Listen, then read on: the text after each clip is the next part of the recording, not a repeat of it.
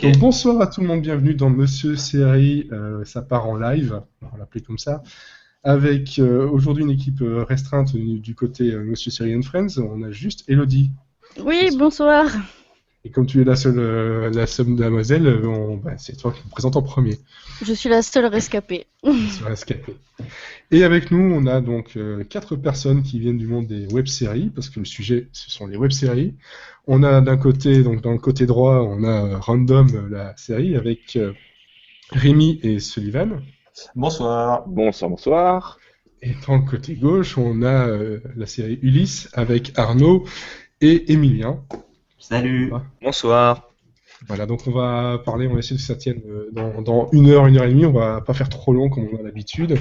On va parler de web-séries en général, mais on va surtout parler de vos 2 séries qui, actuellement, je pense, si on n'en a pas entendu parler, c'est qu'on ne regarde pas Twitter, on ne regarde pas Facebook, on ne regarde pas même TF1, pour certains, si je me trompe C'est ça. pas. Non, c'est ça.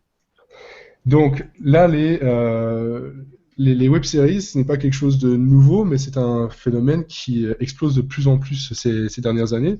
Je pense que moi, les web-séries, comme je disais hors antenne, c'était des courts-métrages amateurs avant, avec des séries comme Damned de Rudy Pomered, donc, qui était sur Game One aussi à un moment donné. Je sais pas, toi, Elodie, toi, c'est tout récent apparemment. Je t'ai fait découvrir des web-séries. C'est-à-dire que, ouais, j'ai pu regarder des courts-métrages comme, oui, forcément, Damned et Flanders Company, pour ne citer qu'elle, mais que j'ai vraiment suivi récemment, forcément, la plus connue, je pense, à ce jour, c'était Le Visiteur du Futur. Et je pense que c'est la première que j'ai vraiment regardée de bout en bout.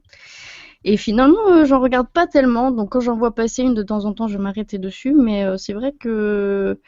Et pourtant, je trouve ça beaucoup plus prenant une web-série qu'une série classique qui passe à la télévision, parce que le format est plus court et ça implique aussi un autre mode qui est plus dynamique, on va dire. Et finalement, c'est le genre de série que tu commences et tu es obligé de finir tout de suite. Voilà. En général, c'est ça. On est un peu obligé de faire du binge-watching, donc on est obligé d'attendre une saison complète, ce qui est un peu arrivé pour ma part avec vos 2 séries, donc Ulysse et Random, c'est que moi j'ai regardé tout d'une traite. Cool. Mais pas les 2 séries l'une à la suite de l'autre. Hein. Il y a eu un Ouais, petit parce que temps déjà, entre moi, les deux. j'aurais du mal à regarder la saison 1 d'une traite d'Ulysse. C'était un peu plus difficile, C'est plus long. un peu plus long, mais c'est vrai que là, moi, j'ai tout regardé parce qu'il fallait que j'en parle. Mais c'est vrai que c'est un format, vu que c'est sur Internet, c'est plus facile de faire du binge-watching qui est très à la mode avec justement voilà, Netflix et autres. Et là, les 2 séries, je pense que ouais, même la saison 2, peut-être, les saisons 2 vont être aussi faciles à binge-watcher ou il faudra attendre encore plus longtemps avant de pouvoir commencer. Je sais pas, par exemple, voilà, Ulysse qui faisait l'avant-première hier soir de sa saison 2. Elle sera facilement binge-watchable ou pas du tout? Si elle le sera, par contre, il faudra attendre un petit peu si tu veux vraiment. On va dire, elle sera binge-watchable en 2 parties. Parce que donc, D'accord. nos saisons ont 2 parties avec une assez grosse pause entre les deux. Il s'avère que la moitié de la saison d'Ulysse, une moitié de saison d'Ulysse, ça correspond à une saison entière du Visiteur du Futur, par exemple. Mhm. Donc c'est quand même long à produire. Donc ça se regarde un peu, ça a été écrit un peu comme ça, un peu comme les The Walking Dead, où tu as quand même 2 parties de saison qui sont presque 2 saisons. Donc tu pourras regarder, on va essayer de sortir l'épisode toutes les 2 semaines. Donc la première partie, donc tu pourras dès février te faire les 5 premiers, puis attendre et après te faire les 5 suivants. Ouais, je pense que ça va pas être possible. Ça va être difficile. Mais mais ça va sinon pas être t'attends 2032 et tu peux te faire toute la série. possible. Oui, bah voilà. C'est bien, pendant la retraite, je vais pouvoir regarder des web-séries.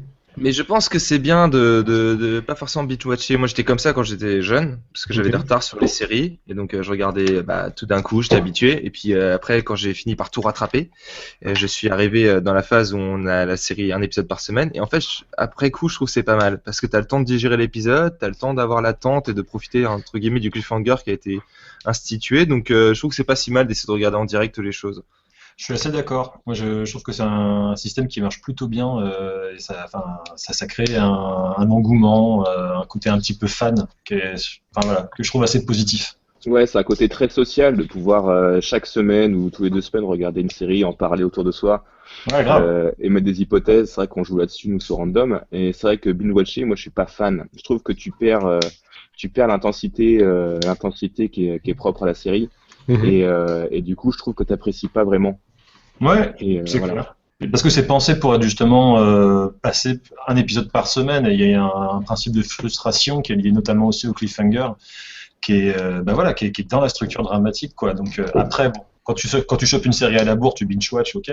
Mais sinon, je pense que c'est vraiment pensé pour être maté un épisode à la suite avec une période d'attente. Donc même quand on est une web série, qu'on est sur Internet avec cette facilité-là d'accès, on reste quand même dans un format un peu plus télé avec un rendez-vous justement.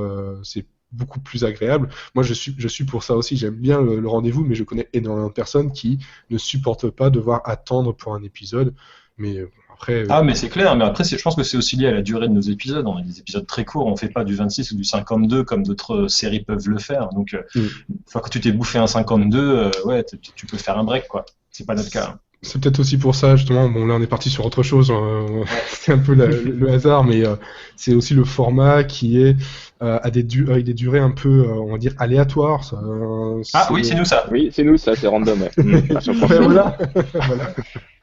Justement, ben, des durées qui peuvent aller de 10 minutes, un quart d'heure. Donc, on a plus facilement envie de regarder 2, 3 épisodes d'affilée parce qu'on a l'habitude de ces 50 minutes pour un drama. Et bon, voilà, ça c'est tout autre chose. Et là, je vois qu'il y a des personnes qui demandent des liens, mais on peut pas mettre les liens dans le chat.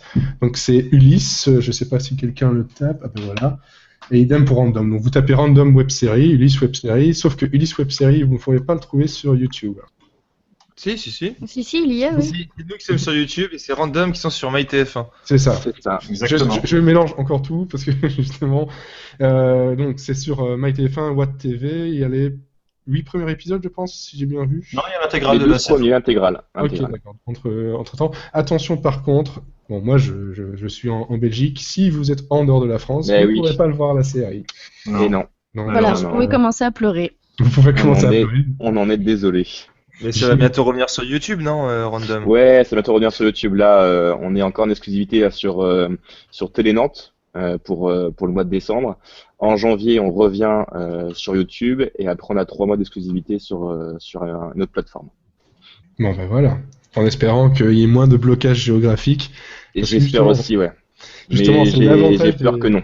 Ah, bon, c'est pas très grave. Moi, j'ai bien fait de le binge-watcher parce que si j'avais pris mon temps, j'aurais peut-être pas vu la fin. Ben ouais, c'est ça. C'est un peu Ouais. dommage. Bon, par contre, revenir sur le sujet des rencontres avec les web-séries, vous quatre ici, justement, si vous avez une web-série qui, justement, la première que vous avez vue, qui vous avait fait rentrer dans ce milieu-là, ce serait laquelle? Je vous donne la parole, par exemple, à Sylvain. Oula. Je pense que la première, les visiteurs le visiteur du futur. Hein. Je pense que c'était la première. J'ai pas forcément accroché à l'univers, mais au moins ça a montré que avec peu de moyens, on pouvait faire quand même un truc bien, quoi. En tout cas, au début, dans Ok. le premier épisode, oui, effectivement. Ouais, c'est ça. C'est qu'on voit les premiers épisodes qui sont quand même assez pauvres en financement et voilà, en réalisation et en montage, etc. Mais on voit que ça prend de l'ampleur et qu'ils ont réussi à faire un truc quand même bien foutu et qui est super bien suivi parce que quand même là, ils ont quand même une sacrée renommée. Donc ouais, c'est vraiment la première web série que j'ai pu connaître. Ouais. C'est la première web-série, ça devient aussi une web-série, justement, mais voilà, c'est un modèle à respecter ou pas du tout, ou à s'inspirer plutôt. Je sais pas si c'est un modèle à s'inspirer. Je pense que elle a fait partie des premières, quoi, donc des pionnières. Donc je pense qu'on est forcément obligé de s'y attacher parce que c'est comme les premières. Mais après, non, je pense qu'il y en a d'autres qui ont peut-être une maîtrise un peu plus fine du format. Je pense à une série actuelle, Low Life, Ah, ça déchire. qui est juste Très, très bien. une perle dramatique à regarder vraiment. C'est sur l'histoire d'un mec qui est en dépression et c'est vraiment, vraiment, vraiment chouette. Le thème de 2015, d'ailleurs, la dépression, je pense que dans Ouais, les c'est ça, web-séries, ouais. les séries, Ouais, c'est la dépression partout. c'est ça. D'accord, donc Low Life, ça Faut je pas le trop en note. dire, je vais en parler après. Ah, d'accord. Il me On semblait n'est pas bien que tout j'avais seul. déjà entendu parler de celle-là.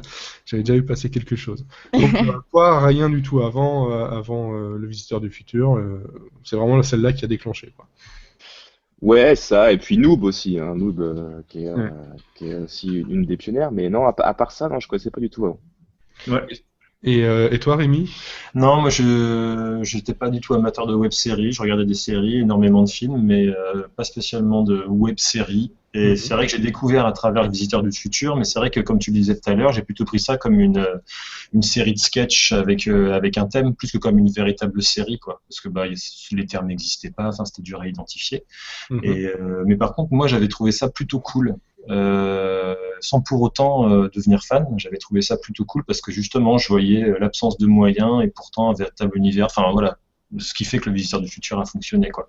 Mais après, je peux pas du tout comparer. Enfin, à l'heure actuelle, je connais pas encore de web-série qui m'ait donné. Enfin, mis à part Low Life, High Road et quelques gros trucs qui du coup sont de la web série, mais avec une véritable industrie, avec des grosses équipes et tout ça. Je connais pas encore de série qui m'ait mis les poils comme, je sais pas, Lost ou autre, quoi. Oui, parce que c'est encore un média, enfin, j'allais dire jeune, mais ça fait quand même maintenant, on va dire presque 10 ans que ça vivote, peut-être 6 ans, 6-7 ans que ça a vraiment explosé. Bon, peut-être pas autant que ça en France, mais aux États-Unis, il y en a énormément. C'est ça. En Amérique du Sud aussi, beaucoup. C'est surtout depuis qu'on connaît YouTube que c'est vraiment, ils ont eu un moyen de diffuser et que ça a pris de l'ampleur. C'est sûr, parce qu'avant, pour diffuser ces épisodes, on passait par des comptes free qu'on avait piqués et on mettait des épisodes dessus. Et Mais puis que tu mettais un mois pour uploader un épisode et voilà, mais ça, c'est sûr que ça, c'est grâce à la DSL, la fibre, etc., YouTube, Dailymotion et autres plateformes, parce que il y a aussi Blip TV qui en a eu pas mal, c'était leur but au départ. Ça n'existe plus maintenant, par contre, voilà, c'est quelque chose d'assez récent. Je le vois justement dans vos deux premières interventions, c'est que c'est pas des choses très très anciennes, alors qu'il y a des choses beaucoup plus anciennes qui existent et ça reste récent. Je sais pas, par exemple, Arnaud, toi, une web série, pas du tout? Là, pour le coup, je vais être chiant. C'est pareil. En fait, je suis pas très web-série. J'ai bien sûr entendu parler des noobs, mais pareil, j'ai regardé vite fait. Bon, c'est pas trop ma tasse de thé. Ensuite, Le Visiteur, bien sûr. J'avais regardé quelques épisodes, mais après, j'ai arrêté parce que, je regardais comme ça en passant. J'étais pas forcément accroché aux web-séries. Au final, c'est vraiment Emilien qui m'a plus lancé dans la web-série et donner plus envie à suivre des trucs comme Le Visiteur, enfin en tout cas les gros du panier, quoi. Voilà. Et donc justement, toi, Emilien, alors si tu as donné envie comme ça, c'était aussi les mêmes thèmes, donc le Visiteur du Futur ou autre, ou il y avait quelque chose d'autre plus précis? Ouais, moi j'étais donc très fan de séries. Ouais.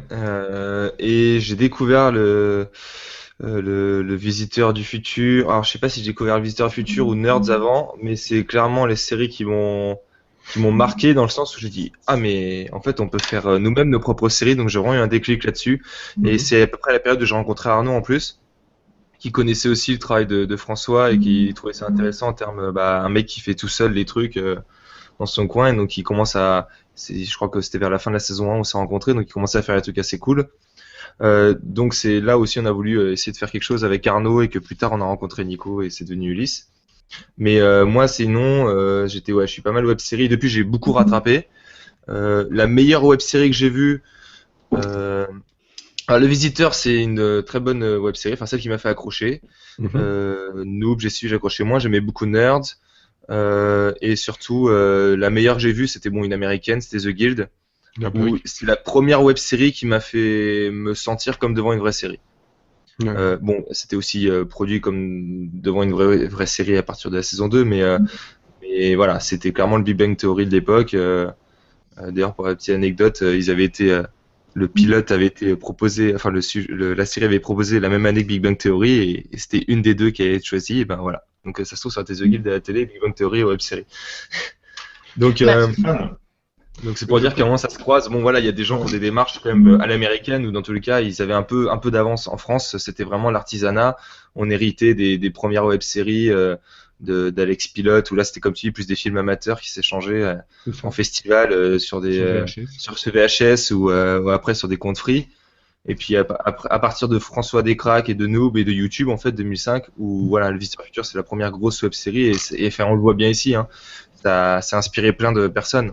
Qu'ils aient aimé ou pas la série, ils ont tous dit bon bah c'est cool, on peut faire une série et diffuser sans avoir l'aval de personne. Donc moi c'est clairement mon cas. J'avais vraiment bien accroché au Visiteur du Futur.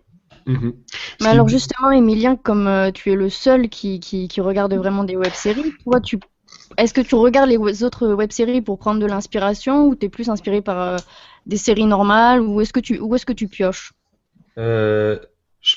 Je regarde des web-séries, mais en fait, je me souviens pas avec Nico qu'on se soit inspiré d'une web-série pour le moment. Donc mes inspirations et celles de Nico aussi, c'est plus les séries qu'on aime et les films qu'on aime. Ouais. Donc c'est vrai qu'il n'y a pas encore trop d'influence. Enfin, après, il y a la façon de faire, il y a de l'influence. Le Visiteur du Futur, ça a clairement été une inspiration pour voir, en regardant le making, enfin voir la faisabilité de la chose, comment ça s'est développé. Pareil pour Noob. Parce que finalement, nous, on a un modèle finalement qui est plus proche de Noob, c'est-à-dire c'est la communauté qui nous aide un peu à nous financer. Et on n'a pas de production derrière. Le Visiteur sont passés à partir de la saison 3 avec une production. Enfin voilà, donc c'est des sources d'inspiration de voir les modèles. C'est clair que dans la thématique, on est plus proche du Visiteur, vu qu'il y a aussi une espèce de temporalité dans Ulysse. Mais c'est pas tant le Visiteur qui nous a inspiré que des séries comme Fringe, Chuck, Retour vers le futur, enfin les films Retour vers le futur, etc. Tous les buddy movies des années 80 qui ont bercé notre enfance. C'est encore assez récent comme phénomène, donc c'est pour ça aussi qu'il y a moins d'influence durable. Par contre, ce qui est assez bizarre pour moi, c'est quand j'entends Nerd cité comme une web-série, pour moi, c'en est pas une, c'est filmé comme une web-série, mais c'est diffusé sur une chaîne, c'était diffusé sur une chaîne, et puis après, c'était plus une série de télé filmée avec les moyens. Oui, non, mais c'est vrai. Oui, c'est vrai, c'est comme HeroCorp, souvent les gens disent c'est une web série, enfin ils prennent ça comme une web série parce que c'est tellement l'esprit, c'est le thème qu'on retourne dans la web série, les choses qu'on n'a pas l'habitude de voir à la télé, voilà, les super-héros un peu drôles. Et puis c'est un format court aussi. Ouais, c'était un format qui était pas très long, c'était vraiment, on sentait le côté artisanal derrière, donc ça fait vraiment, enfin ça a très bien pu être une web série quoi. Et donc souvent les gens confondent, alors que ça a toujours été depuis le début un projet de télé. Comédie, etc. Mais c'est vrai que c'est la même peine. Et d'ailleurs, c'est le même public. On retrouve souvent les gens qui connaissent la web-série sont fans d'HeroCorp. Donc c'est vraiment le même esprit. En général, oui. C'est ça. Il faut aussi ne pas faire l'amalgame entre la web-série et la série un peu plus faible en moyens ou amateur ou qui a explosé grâce au web en fait. Qui a explosé grâce au web. Voilà, ça a explosé grâce au web parce que HeroCorp. C'est ça, HeroCorp, ils se font plus de vues sur les replays qu'en direct quoi. C'est les consommateurs, ils consomment comme une web série. HeroCorp, Nerd, c'est pareil, ils ont une seconde vie sur YouTube. Oui. C'est ça. Ils ont eu quelques vies supplémentaires sur différents services. D'abord No Life et puis après sur d'autres formats avec Ankama, je pense qu'il y a eu à un moment donné aussi. Enfin, c'était un peu. Pour la dernière saison. Je pense que c'est aussi dû parce que c'est surtout un public jeune qui les regarde et que je pense qu'on a une génération qui regarde plus facilement un replay à l'heure qu'il veut plutôt que de regarder un programme à heure fixe. Oui, carrément. Mais bon, je pense quand même, malgré tout, que la web-série quand on en parlera sans doute tout à l'heure, mais quand on crée une web-série, on a toujours un peu, enfin, je pense à l'esprit le fait que ce soit diffusé sur le web avec tous les outils que ça apporte. De se dire, ben voilà, je vais peut-être essayer de créer de nouvelles choses grâce à l'outil du web. Je sais pas, par exemple, pour Ulysse ou pour Random, est-ce que lors du moment de la création, vous vous êtes dit, on est sur Internet, on va peut-être essayer de nouvelles choses un peu plus interactives, un petit... Figure-toi que c'est marrant, j'ai eu une conversation à propos du web documentaire avec un gars qui se posait la question et il nous demandait pourquoi nous on appelait ça une web série, et je lui explique parce que en gros concrètement on est diffusé sur le web et tout ça, et il me dit mais c'est marrant parce que dans le web documentaire ça signifie vraiment le fait qu'il y a une interaction sur différents médiums quoi. Donc t'as un élément film qui est un des médias qui va être exploité, et en fait cet élément-là t'invite à aller chercher sur différents sites, différents types de médias justement pour compléter, et c'est là où justement nous on le fait pas, je sais pas si vous le faites Ulysse, faire du transmédia quoi. Et voilà, donc non, pas de réponse d'Ulysse pour le transmédia. Bon, on en fait un peu, si on peut dire. Il y a le blog, en fait, qui est pas très connu, en tout cas dans la communauté. En fait, on a mis en place un site internet qui est un peu connu, où on peut retrouver fiches des comédiens, des personnages et tout ça. Et à côté, en fait, il y a un blog.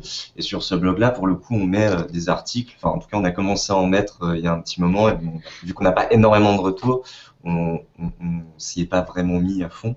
Mais en tout cas, dessus, il y a par exemple les articles de la Gazette qu'écrit Ted, donc joué par Benoît. Il les écrit lui-même et en fait on les diffuse sur le blog et on peut les lire. Il y en a pas mal. Et du coup ça vient ajouter un peu à l'univers d'Ulysse et ajouter pas des indices, mais un peu à l'histoire, quoi. Ouais, bah donc vous le faites, quoi. Oui, Voilà. on a ça et on a aussi, par exemple, en 2038, on suit des orphelines, elles sont dans un orphelinat et on aperçoit à un moment donné le règlement, mais on n'a pas trop le temps de lire la vidéo. Bah voilà, là on met des bulletins de notes, le règlement pour qu'on puisse, ceux qui veulent en savoir plus sur le fonctionnement de l'orphelinat à cette époque peuvent se rendre sur le blog et voir plein de petits bonus comme ça. Comme la Gazette où tu peux lire quelques articles pour voir en effet à quoi ressemble la Gazette dont on parle à chaque fois dans la série.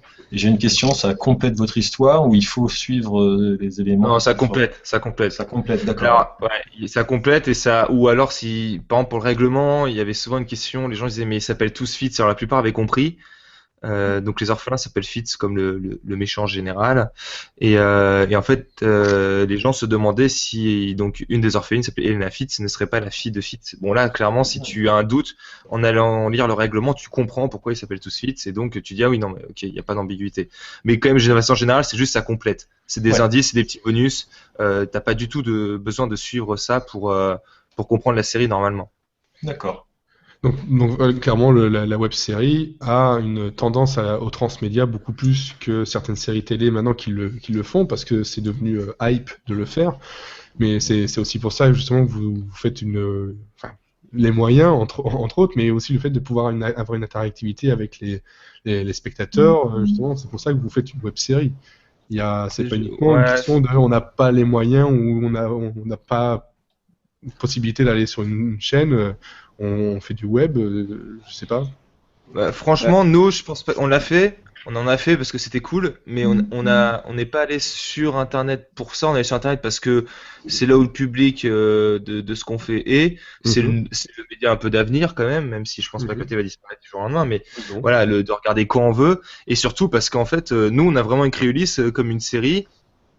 Plus qu'une web série. Quand Elodie parlait tout à l'heure, elle disait souvent les web séries, c'est souvent des formats courts, souvent des lieux fixes, des choses comme ça, des trucs à sketch. Nous, Ulysse, c'est l'antithèse de ça. On a plein de décors, on a un format plutôt long, on fait du 26 minutes en moyenne maintenant. Donc en fait, on a écrit une série et ensuite, la seule façon de la diffuser en toute indépendance, c'était de la mettre sur YouTube. Donc en fait, c'est plutôt une série sur le web qu'une web série au sens traditionnel. Et donc, on cherchait pas à aller sur la télé, mais on n'a pas cherché trop à matcher absolument les standards du web, sinon on aurait fait des sketchs, quoi. Et on aurait mis plus de chats. Bon, aujourd'hui, ça veut plus dire grand-chose. En tout cas, aujourd'hui, je pense qu'on pense web plus comme un autre support, plus que comme le fait que ce soit vraiment une écriture pour le web. Ça pouvait être le cas il y a un moment, où on se dit, si je fais un truc sur le web, je l'écris en fonction de. Aujourd'hui, les gens sont plus à même à rester plus longtemps devant leur écran d'ordinateur. C'est-à-dire qu'ils se disent plus, tiens, je vais me poser 2 heures, je vais être devant la télé, et je vais me poser 10 minutes, donc je vais sur l'ordinateur. Aujourd'hui, ça se passe plus comme ça. Surtout avec les Netflix et tout ça, qui sont beaucoup sur ordinateur. Donc aujourd'hui, les gens, c'est génial. Ça permet de développer l'audiovisuel, surtout en France. Et du coup, les gens sont plus aptes à rester 1 heure devant une vidéo. On l'a vu avec les dissociés, on l'a vu.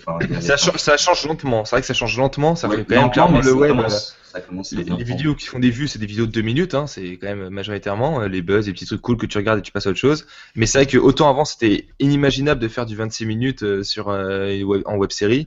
Et maintenant, les gens, où on voit même des films comme Les Dissociés, qui ont cartonné, les gens sont prêts enfin à regarder des formats longs sur Internet. Même s'il y a toujours un avantage au format un peu plus court.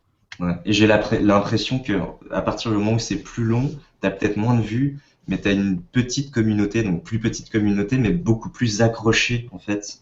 En tout cas, c'est l'impression que ça me donne. Je suis assez d'accord. Que le fait que tu fasses du plus long et du vrai un peu plus série que format web, même si c'est plus trop le cas, t'as une communauté qui est plus présente, plus accrochée et qui a envie de plus vivre le truc avec toi. J'ai Et l'impression que justement, comment Ouais. vous gérez avec les réseaux sociaux, avec vos fans? Ça Bah, vous a le- vraiment aidé d'être présent sur les réseaux sociaux pour vous faire connaître et tout? Bah oui, enfin, de toute façon, à partir du moment où tu es sur un média de libre-échange, je pense que c'est hyper important d'être présent, surtout que, bah voilà, enfin, c'est normal. Ouais, Monsieur Siri, tu parlais de l'interactivité. Mhm. La web série, en fait, le côté, donc il y a le transmédia, mais en fait, finalement, le côté par contre très interactif qu'il y a, et là pour le coup, ça, on était content d'avoir ça, la web série, c'est quand même un média où tu es vachement plus proche des gens qui regardent. Bien sûr. Et donc, enfin, ça joue beaucoup le ressenti que les gens ont par rapport à ta série, et ils sont contents. Enfin, souvent, les gens apprécient. Pourquoi ils aiment regarder une web série alors qu'à la télé, ils ont Game of Thrones? C'est qu'à la web série, au moins, ils peuvent facilement discuter, les gens sont beaucoup plus accessibles. Donc, il y a un échange qui fait que ça compense la qualité moindre et les moyens moindres. Les gens disent, ouais, bah, au moins, on échange vraiment. Et ça se voit clairement dans Noob. Noob, c'est pas la web série la mieux jouée au monde. C'est pas la web série la mieux faite techniquement, mais ils ont une communauté énorme parce que ils sont très proches du public, ils ont réussi à passionner le public dans leurs aventures et les gens les suivent autant pour la série que pour voir comment ils se débrouillent, comment ils évoluent à faire la série. Et nous, on l'a vraiment senti sur Ulysse, hein, c'est que les quelques personnes qui nous ont suivis au départ ont vu qu'on faisait avec peu de moyens et puis on en parlait autour d'eux, ils disaient ah c'est quand même cool ce qu'ils font avec peu de moyens et on les a rencontrés, certains sont devenus des amis, donc en fait cette relation joue beaucoup, je pense. Est-ce que ça joue aussi beaucoup dans l'évolution même d'une saison en cours ou pas du tout? Non. Non. On change pas les scénarios pour. Ouais, Je c'est sais ça pas, aussi. c'est un danger qui pourrait arriver. Oui, oui, Justement, de dire, ah, ils ont pas trop aimé ça, peut-être qu'on va le changer, ça remet en question peut-être des choses. Après, nous, sur Random, on a notre histoire, on sait comment est-ce qu'on va finir, on connaît les grandes thématiques qu'on va développer, on sait comment est-ce qu'on va réaliser telle ou telle scène. Après, les retours, qu'ils soient négatifs, positifs, ça aide toujours, mais sûr. ça change pas la façon dont on va écrire les personnages ou Ouais, nous l'intrigue, aussi ça quoi. change peu, ouais. Bon, en fait, on essaye de prendre en compte ce que peuvent raconter les gens. C'est vrai que sur la saison 1, vu qu'on a mis pas mal de temps à fabriquer les épisodes, on essayait de voir quelles étaient les réactions des gens. Ça n'a pas changé notre écriture, mais il y a des fois, on s'est dit, ah, ils sont pas cons. Voilà, et ça a dû nous influencer d'une façon indirecte, mais enfin, on s'est jamais dit, ah, il dit ça, donc on va faire autre chose, ou tiens, reprends le scénar, faut bouger un truc parce que ça plaît pas ou ça plaît trop, j'en sais rien. Ouais. Mais voilà. Ce qui est bien, c'est que là, tu as répondu rapidement à une question justement de quelqu'un sur Twitter qui demandait comment sont vos fans, donc ils ne sont pas trop cons, apparemment. Non, C'est les meilleurs. Donc, Non, apparemment, ils sont vraiment actifs et comme vous disiez, c'est ça aussi l'interactivité, c'est que on a ce lien privilégié avec eux où on peut discuter avec eux sur Facebook, sur Twitter, voir en personne pour les avant-premières ou sur les conventions. Et c'est vrai que c'est super important pour nous parce qu'on fait une web série, on s'attend pas à ce que ça prenne et on se retrouve avec des fans qui adorent ce qu'on fait et qui sont prêts à parcourir je sais pas combien de kilomètres pour venir nous voir. Donc pour un format web série, c'est du génial parce que justement le format web série c'est un format sur le net parce que on n'a pas attendu des diffuseurs, on n'a pas attendu des producteurs pour pouvoir le faire. On avait une liberté qu'on voulait avoir, une liberté de ton, et du coup on l'a fait et du coup on se retrouve avec des gens qui nous suivent, donc c'est que du bonheur, hein. Ouais, et puis pour compléter ce que dit Sully, ce que disait Emilien aussi, avec qui je suis complètement d'accord, c'est le fait qu'on n'ait pas de moyens fait qu'on est nous-mêmes obligés on est en charge de notre propre diff et de notre propre promo, donc l'air de rien, c'est aussi parce qu'on a besoin de notre public qu'on va vers lui, alors que quand on est enfin quand les gens, ceux qui ont des grosses machines derrière eux, en fait il y a un outil de promotion qui est tellement énorme que le public est forcément répondant, quoi. Ça frappe hyper fort, alors que nous, bah faut qu'on fasse notre place tout seul, donc on fait du réseau social, des trucs et des machins, et la contrepartie de ça, c'est ce que le public attend, comme disait Emilien. Et c'est là où c'est rigolo, c'est que ça crée un véritable échange. C'est-à-dire que c'est pas la web série, je pense, marque des points, c'est que c'est pas unilatéral, quoi. C'est-à-dire que c'est pas juste des stars qu'on regarde en se disant peut-être qu'un jour j'aurai la chance de croiser leur regard. Non, pas du tout. C'est des gens comme nous 4, nous 5, nous 6, là, je sais pas combien on est en fabriqué, et on a besoin d'avoir ce rapport avec le public. Donc c'est ça qui est top. Non, Et justement, je rebondis pour la deuxième question qui était posée sur Twitter. Chez Ulysse, vous avez fait l'avant-première et il y avait une question. Quel est votre meilleur souvenir de la soirée? Ah, il n'y en a pas. Ah oui, hier, franchement, la soirée d'hier, là, je m'en remets tout doucement.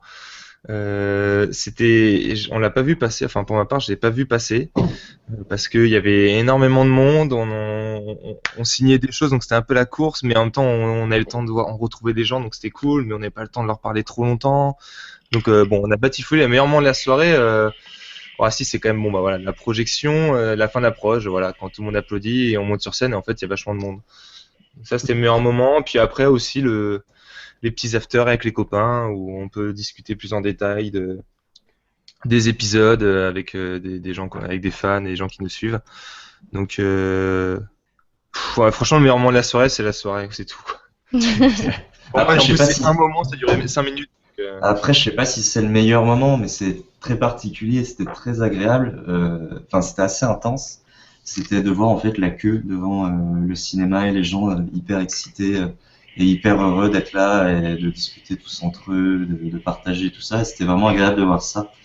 Voilà. Je trouvais ça, c'était peut-être pas plus fort qu'autre chose, mais intéressant et assez intense.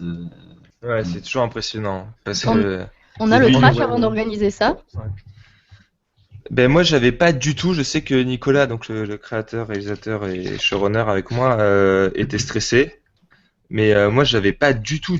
Et c'est juste au moment d'y aller, je réalisais pas. J'étais encore en train de monter 2 heures avant, 3 heures avant. Et en fait, au moment de s'approcher, là, ça commence à monter un peu. Parce qu'on se dit, putain, en fait, il y a quand même du monde. Mais c'est tellement une récompense pour nous que le kiff passe au-dessus, quoi. Je veux dire, c'est du très bon track. C'est juste qu'on est très content. C'est notre récompense de voir les gens en vrai parce que souvent bah voilà, on a les commentaires sur YouTube, donc c'est super cool. Les gens disent, j'ai aimé tel moment.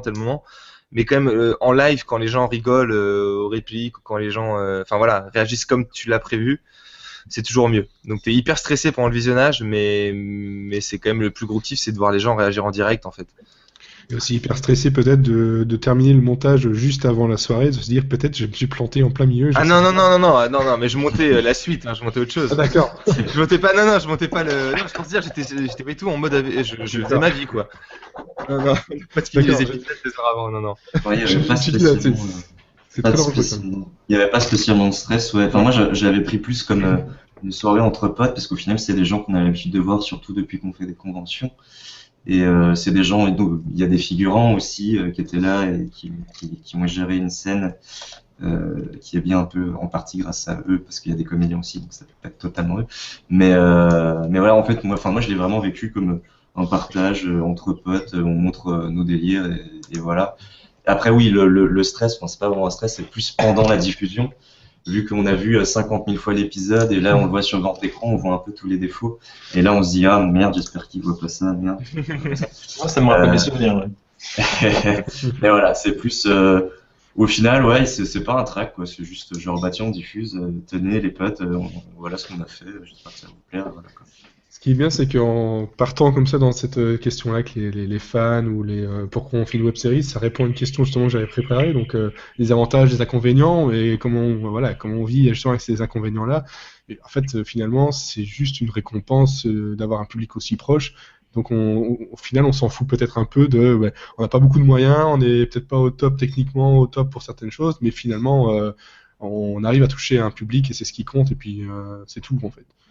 Bah, Ouais. c'est ça en fait, ouais, c'est ça. C'est oui, non. On essaye quand même, je me doute bien, de faire le truc le plus parfait, le plus clean, et avec le temps que l'on a, parce que je suppose que vous ne faites pas que ça, vous avez aussi sans doute du travail à Des côté. vrais métiers. Je dis pas de vrai métier, peut-être que c'est votre vrai métier, mais je veux dire qu'il y a un métier qui paye. Parce qu'on gagne pas beaucoup.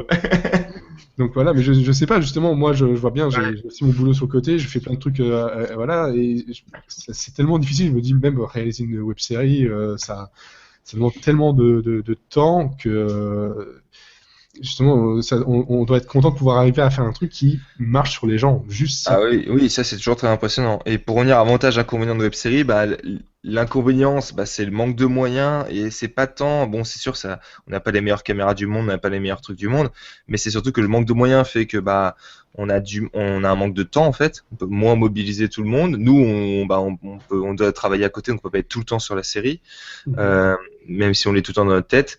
Donc ça, c'est l'inconvénient. Par contre, l'avantage, c'est que la liberté totale et si on veut retourner une scène, on peut la retourner parce qu'elle ne nous satisfait pas, parce que ça nous a coûté 0 entre guillemets. Oui. Alors que si t'es dans une vraie prod, ils vont pas se te repayer une journée de tournage parce que tu t'es chié quoi. Donc il y a cette liberté-là de faire ce qu'on veut, de raconter ce qu'on veut, de pas avoir un producteur qui nous dit non, on va pas faire ça avec tel personnage. Et donc voilà, c'est cette liberté-là. Après, la pression, plus t'as de monde qui te suit, plus la pression monte aussi parce que t'es moins tout seul dans ta chambre à faire des choses. Donc t'as quand même t'as l'exigence du public quoi. C'est la seule exigence que ça en subit, je pense qu'on soit produit ou pas. Mais ça, de toute Et façon, le public est bienveillant, surtout que le fait, parce qu'on n'est pas produit donc. oui, c'est ça. Au bout d'un moment, peut-être aussi commencer à être produit ou avoir un peu d'argent, ils vont dire ah voilà, c'est commercial. C'était mieux avant. Voilà, Bah, c'était mieux avant.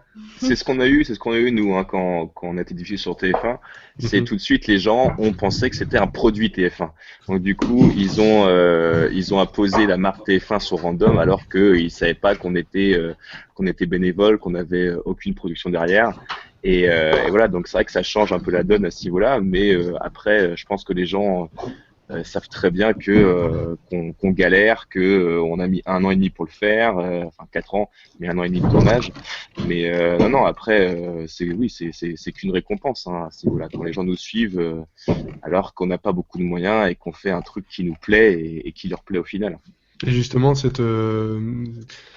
côté avec TF1, ça a apporté quelque chose de plus ou ça a enlevé plus que ça n'a apporté Bah non, je pense que ça. Enfin après, je sais pas ce qu'en pensera Rémi, mais je pense qu'il est d'accord avec moi. Je pense que ça nous a apporté une nouvelle visibilité. On a eu beaucoup plus de vues que ce qu'on a eu sur YouTube, parce que YouTube on dépassait pas forcément les 10 000 vues, ce qui est déjà extraordinaire. Hein. Je remets pas ça en cause, au contraire. Mais c'est vrai que TF1, on a touché un autre public. Un public qui n'est pas forcément web, mais qui regarde plutôt la télé sur les box.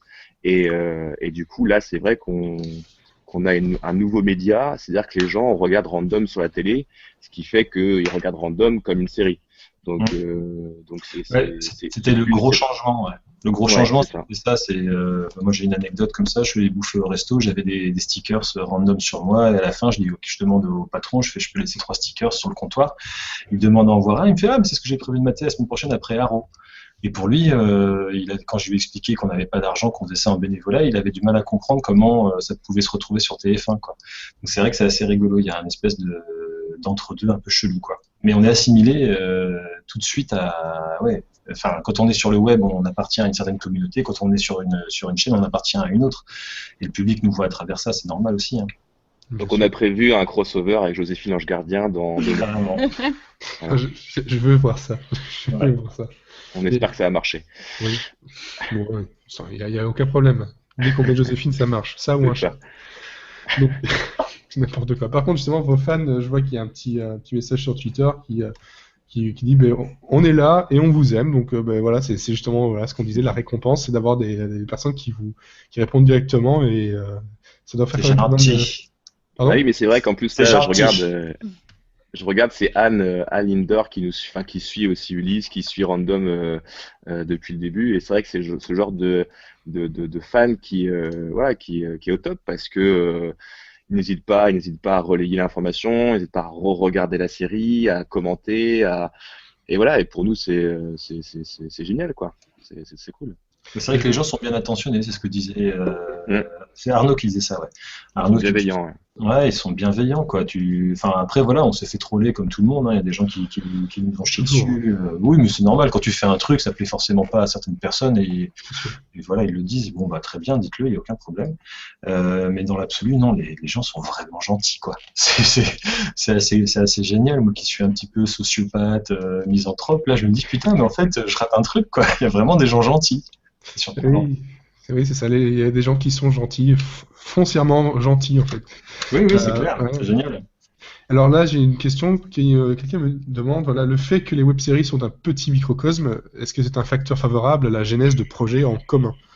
Donc en gros, Oula, est-ce que très belle justement, question philosophique ça. oui, voilà, bonne base. Alors nous, c'est vrai qu'on on a un projet de crossover avec une autre série qui est pas du tout dans la même lignée que nous, mais je pense que ce microcosme, je pense que c'est ça le mot, hein, je pense que ça crée des liens justement parce que Ulysse, on les a vus, on les a rencontrés à Lyon et c'est vrai qu'on n'a jamais pu les rencontrer et c'est vrai qu'on s'échange, voilà, on s'échange des conversations et des recettes aussi. Des recettes aussi, oui.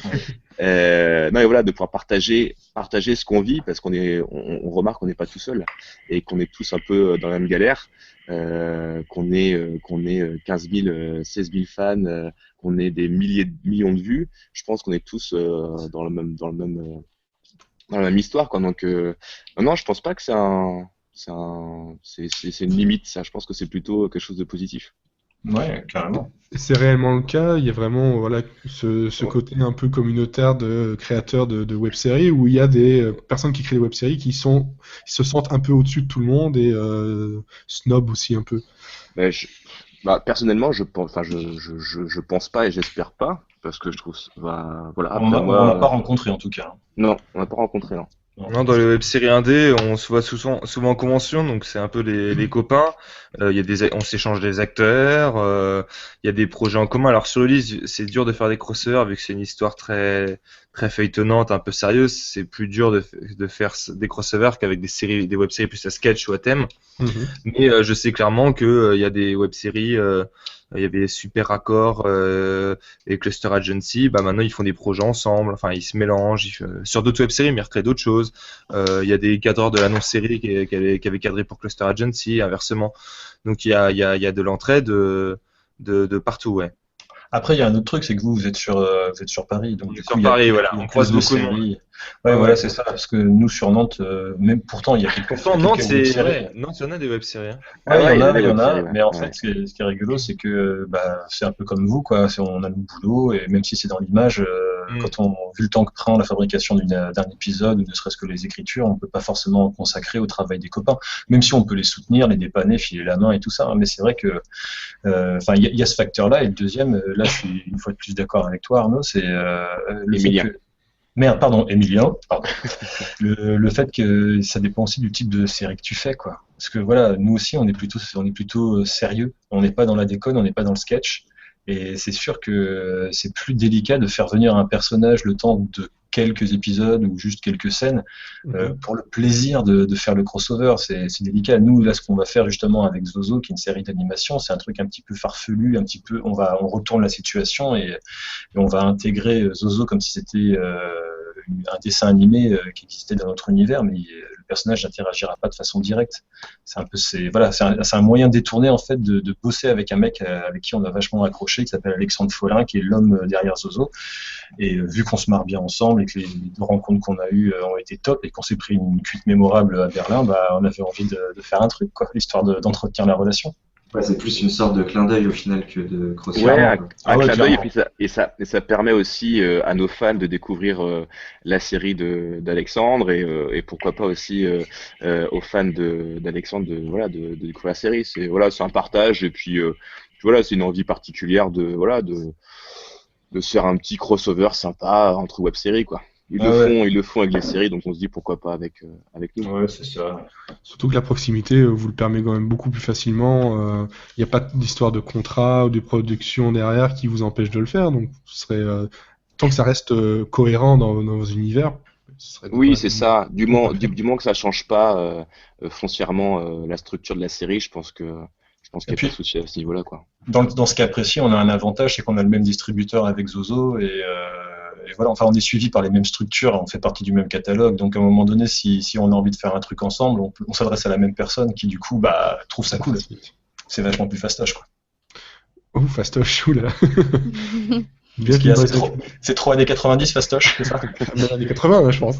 Ouais, même 80. Ouais. C'est interdit depuis 82, ça, je crois. Oui. T'étais pas né, toi, qu'est-ce que tu parles?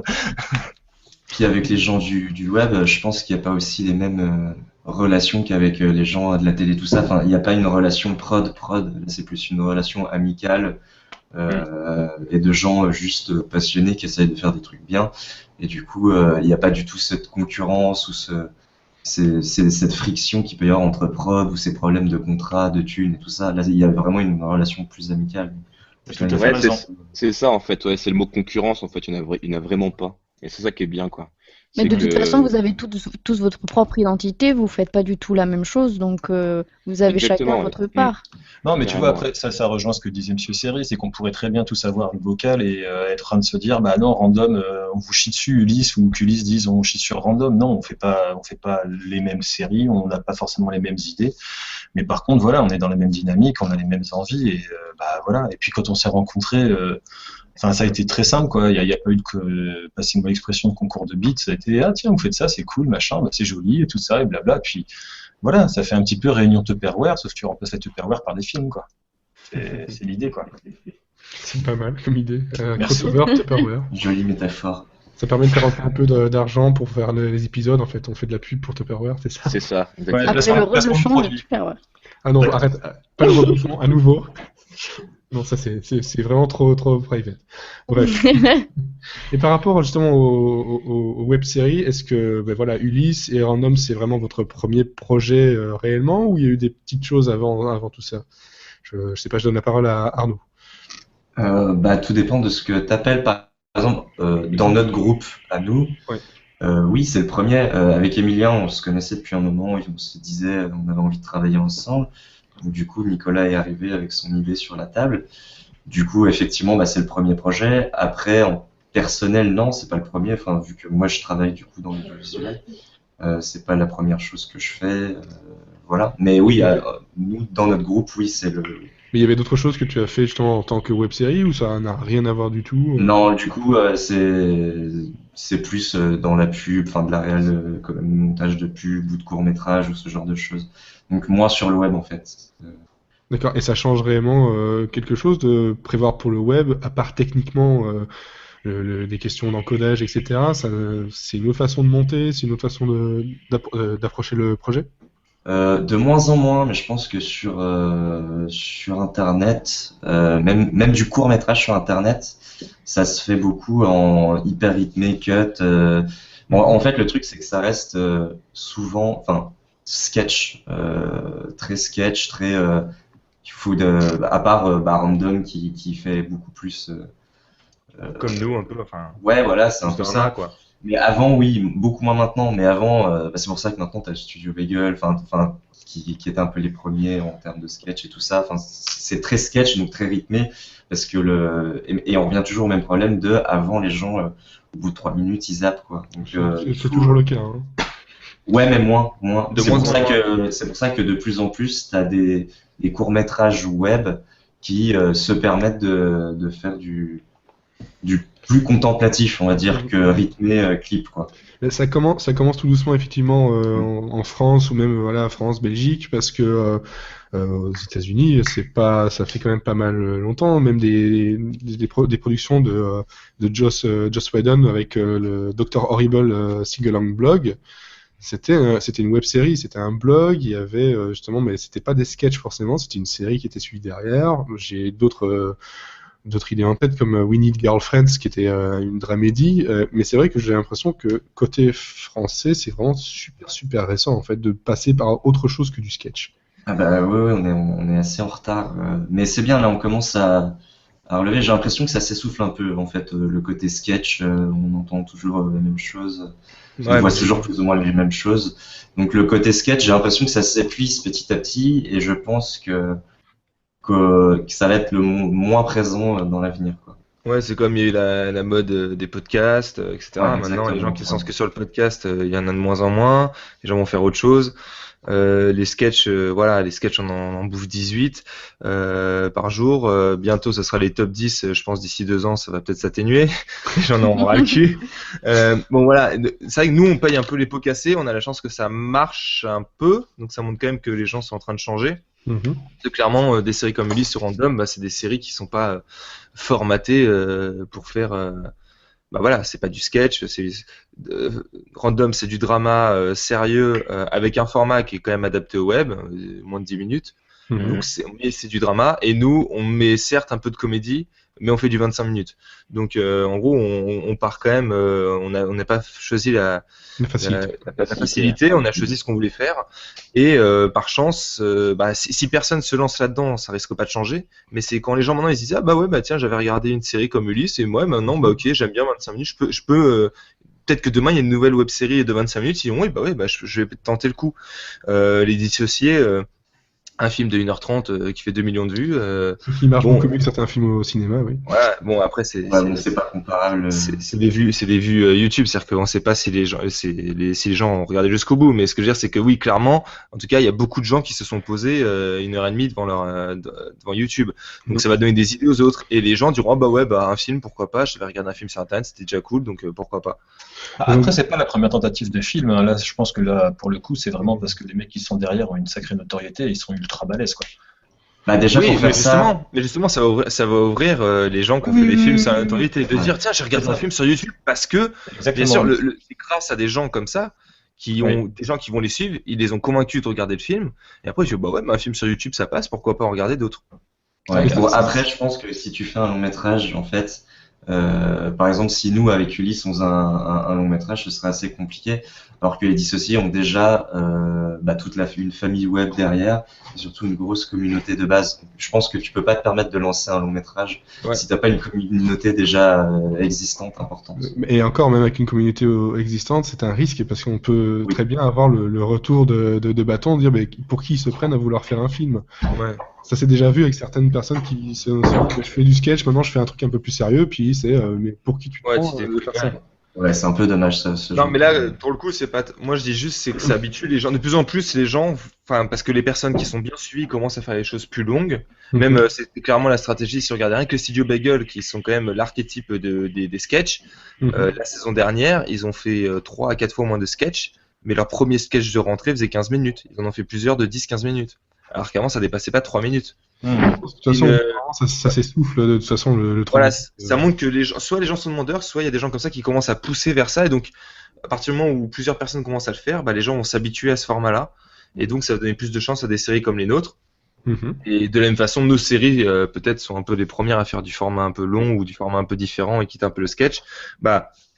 Si ça marche, ça ouvrira peut-être la porte à d'autres web-séries, les gens s'habitueront et ça donnera plus de chance à d'autres web-séries. Et justement, je suis assez d'accord. Juste pour finir, je pense qu'il y a ça. Il y a aussi le fait que du coup maintenant un ordinateur c'est plus un ordinateur ou une télé, c'est jamais plus qu'un écran quoi. Ouais. Donc, maintenant les gens ils s'habituent à mater leur contenu. Le nombre de gens qui ont leur ordinateur branché sur leur télé ou autre quoi, ça fait que voilà on peut regarder un film sur son ordi, on peut regarder une web série sur son écran de télé. Enfin voilà, il y a un vrai mélange, et c'est vrai que nous on est en train de le vivre ce mélange. C'est cool. Sans oublier ceux qui regardent sur des écrans de tablettes, sur des téléphones aussi. À fond, ouais. Je pense que j'ai regardé 2 ou 3 épisodes, je pense que c'était de Ulysse, c'était sur mon téléphone parce que j'étais dans le train, j'avais pas le choix. Mais c'est quand même un mode de consommation qui change complètement, et c'est vrai que le sketch c'est facile, ça prend moins de bande passante, ça se télécharge plus vite. Mais maintenant, je pense que ça dérange plus personne de se dire je mets 20 minutes, je fais pause, je regarde un peu plus tard. C'est aussi l'avantage et l'inconvénient pour vous, c'est de savoir quand les gens vont poser, est-ce que vraiment ils vont le reprendre ou pas. Bon, ça c'est une autre question. On le voit à l'épisode suivant. Oui, c'est ça. Attention. Hein. La seule chose qui change pas, c'est qu'effectivement, t'as le studio Bagel qui fait du plus long, mais t'as toujours ce côté rythmé, il faut accrocher les blagues. Donc ça, je pense que c'est la prochaine étape, c'est d'avoir un peu plus un côté un peu plus cinoche en termes de un peu plus contemplatif, où tu peux faire des trucs un peu plus philosophiques, un peu plus tu peux plus parler avec l'image que juste avec le rythme. Ouais, moins prendre le spectateur en otage du rythme. Ouais, voilà, c'est ça, pas du bourrage de crâne en mode il faut que le plan suivant se finisse dans 1 seconde parce que sinon il s'endort. Et je pense que c'est la prochaine étape, c'est qu'on puisse faire du plus contemplatif pour exprimer les choses juste avec un plan beaucoup plus long, ce genre de choses que peut faire le cinéma. Mais justement, comme on disait qu'on va abandonner justement ce format de sketch, j'ai remarqué qu'en France, c'est surtout des web-séries qui touchent soit au monde des geeks, de la fantasy, de la SF. Est-ce que vous pensez que plus ça va aller, plus la web-série va se démocratiser et qu'on va avoir des genres différents comme on peut avoir aux États-Unis, un peu plus réalistes ou qui touchent à d'autres univers? Moi, je pense, juste très rapidement, je pense qu'il y a un truc qui est important, c'est qu'en France, il y a énormément de gens qui kiffent la SF, la fantasy, toutes ces choses-là, mais qu'on en produit très très peu. Et c'est ça qui est très révélateur, c'est que tu te rends compte que si on laisse à des jeunes auteurs qui travaillent juste à l'envie, si tu leur laisses l'opportunité de faire leur film et de le diffuser, ben, ils vont aller très facilement vers ces genres-là. Et je pense que c'est aussi lié à ça. D'une certaine façon. C'est aussi très casse-gueule aussi de commencer par de la science-fiction, de la fantasy, enfin tout autant que de faire du sketch et de l'humour, mais on prend plus de risques à faire justement des épisodes plus longs, une mythologie, un univers derrière, que de se dire je vais essayer tout doucement avec quelques petites vidéos, voir si ça prend, et puis peut-être après évoluer vers quelque chose de plus contemplatif, de plus recherché. Tu prends plus de risques, mais si ça marche, ça marche. Que si tu prends pas de risques et que tu recopies ce que font tout le monde, bah... Parce que c'est vrai que en France, ils ont pas, on n'a pas cette culture de la science-fiction dans les séries. À part Les Revenants, en France, je vois pas qu'il y ait autre série. Si, Joséphine Ange Gardien, mec, c'est fantastique. Oui, c'est vrai. Ah oui, c'est vrai. Non mais voilà, ça reste très procédural, ça reste très série de flics. Le juge est une femme, etc. Et c'est vrai que pour avoir une série de science-fiction en France, faut y aller. Donc c'est pour ça que nous, en web-série, on peut se permettre, et justement, si ça peut faire évoluer les mentalités. Les mentalités, merci Rémi. Si ça peut faire évoluer les mentalités, nous on est pour, hein, c'est clair. Après, je dis pas non plus qu'on a fait ça parce qu'on savait que, mais avec le recul, comme on le disait tout à l'heure, moi j'y connaissais rien en série, et quand on a commencé, j'ai forcément mis un petit peu le nez dans l'annuaire des web-séries françaises, et c'est vrai que c'est 95% de la proposition, quoi. Et du coup, j'ai essayé de comprendre, et pour moi, c'est la seule explication qu'il y a, c'est que les gens ils disent, bah voilà, j'ai envie de proposer ça parce que je trouve qu'on ne le voit pas assez. Voilà. En fait, par rapport à ça, je vois qu'il y a quelqu'un qui réagit sur le chat qui dit nos séries sont les premières à sillonner du sketch, donc il cite ça prouve la méconnaissance totale du milieu des web-séries. Justement, je me souviens pas que quelqu'un ait dit ça. Mais voilà, donc on a dit qu'on vous éloignez du sketch parce que pas les premières. Voilà. C'est parce que vous ne vouliez pas faire du sketch. Ouais. Et que, c'est vrai que quand on regarde très, très vite, on s'intéresse un peu à ce qui se fait en France en tout cas, ou très proche, c'est très souvent ça. Ça veut pas dire que ce n'est que ça, les web-séries. Il y a des choses qui sont beaucoup plus longues. Il y a un peu de tout en fait quand on cherche bien, pas forcément uniquement en France, mondialement. Moi, j'ai vu pas mal de web-séries canadiennes. J'en ai vu des. À l'étranger, c'est beaucoup plus varié. Ouais. C'est beaucoup plus varié. C'est vrai qu'en France, c'est beaucoup plus récent pour être aussi varié que partout, mais ça commence réellement à exploser si on cherche. Et puis je pense qu'en France, il y a un plus gros déficit qu'ailleurs en termes de SF. Donc quand on dit qu'il y a une surreprésentation de la SF en France, c'est parce que aux États-Unis et en Angleterre, il n'y a pas tant de déficit que ça. Il y a des séries comme Doctor Who qui sont sur des chaînes nationales qui sont suivies par plein de monde. Donc en fait, les gens qui font des web-séries vont, vu que c'est à peu près équilibré, vont refaire des thèmes très variés. Au Canada, il y a beaucoup de web-séries, et d'ailleurs Random, vous les croisez en festival, il y a quand même beaucoup de web-séries très réalistes. Ouais, grave. Drame. C'est ça, c'est qu'il y a quand même de nombreuses catégories de web-séries, hein, la comédie, drama, documentaire, science-fiction, thriller, mystère, etc. Donc oui, je pense que comme tu dis, Emilien, en France, on n'a pas cette vision un peu plus poussée des thèmes, quoi, et des formats, ce qui est dommage. Mais ça, c'est lié à la télévision, mais en fait, c'est un peu pour revenir parce que la question d'Elodie. Et je pense qu'en fait, c'est devenu assez naturel. Comme tu disais, il y a beaucoup de science-fiction sur Internet.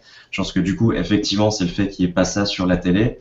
Et du coup, pour se démarquer, pour que des gens puissent se démarquer, je pense que automatiquement et assez naturellement, on le fait de la science-fiction. Et c'est surtout qu'en fait, c'est un public qui est pour l'instant assez jeune sur le net.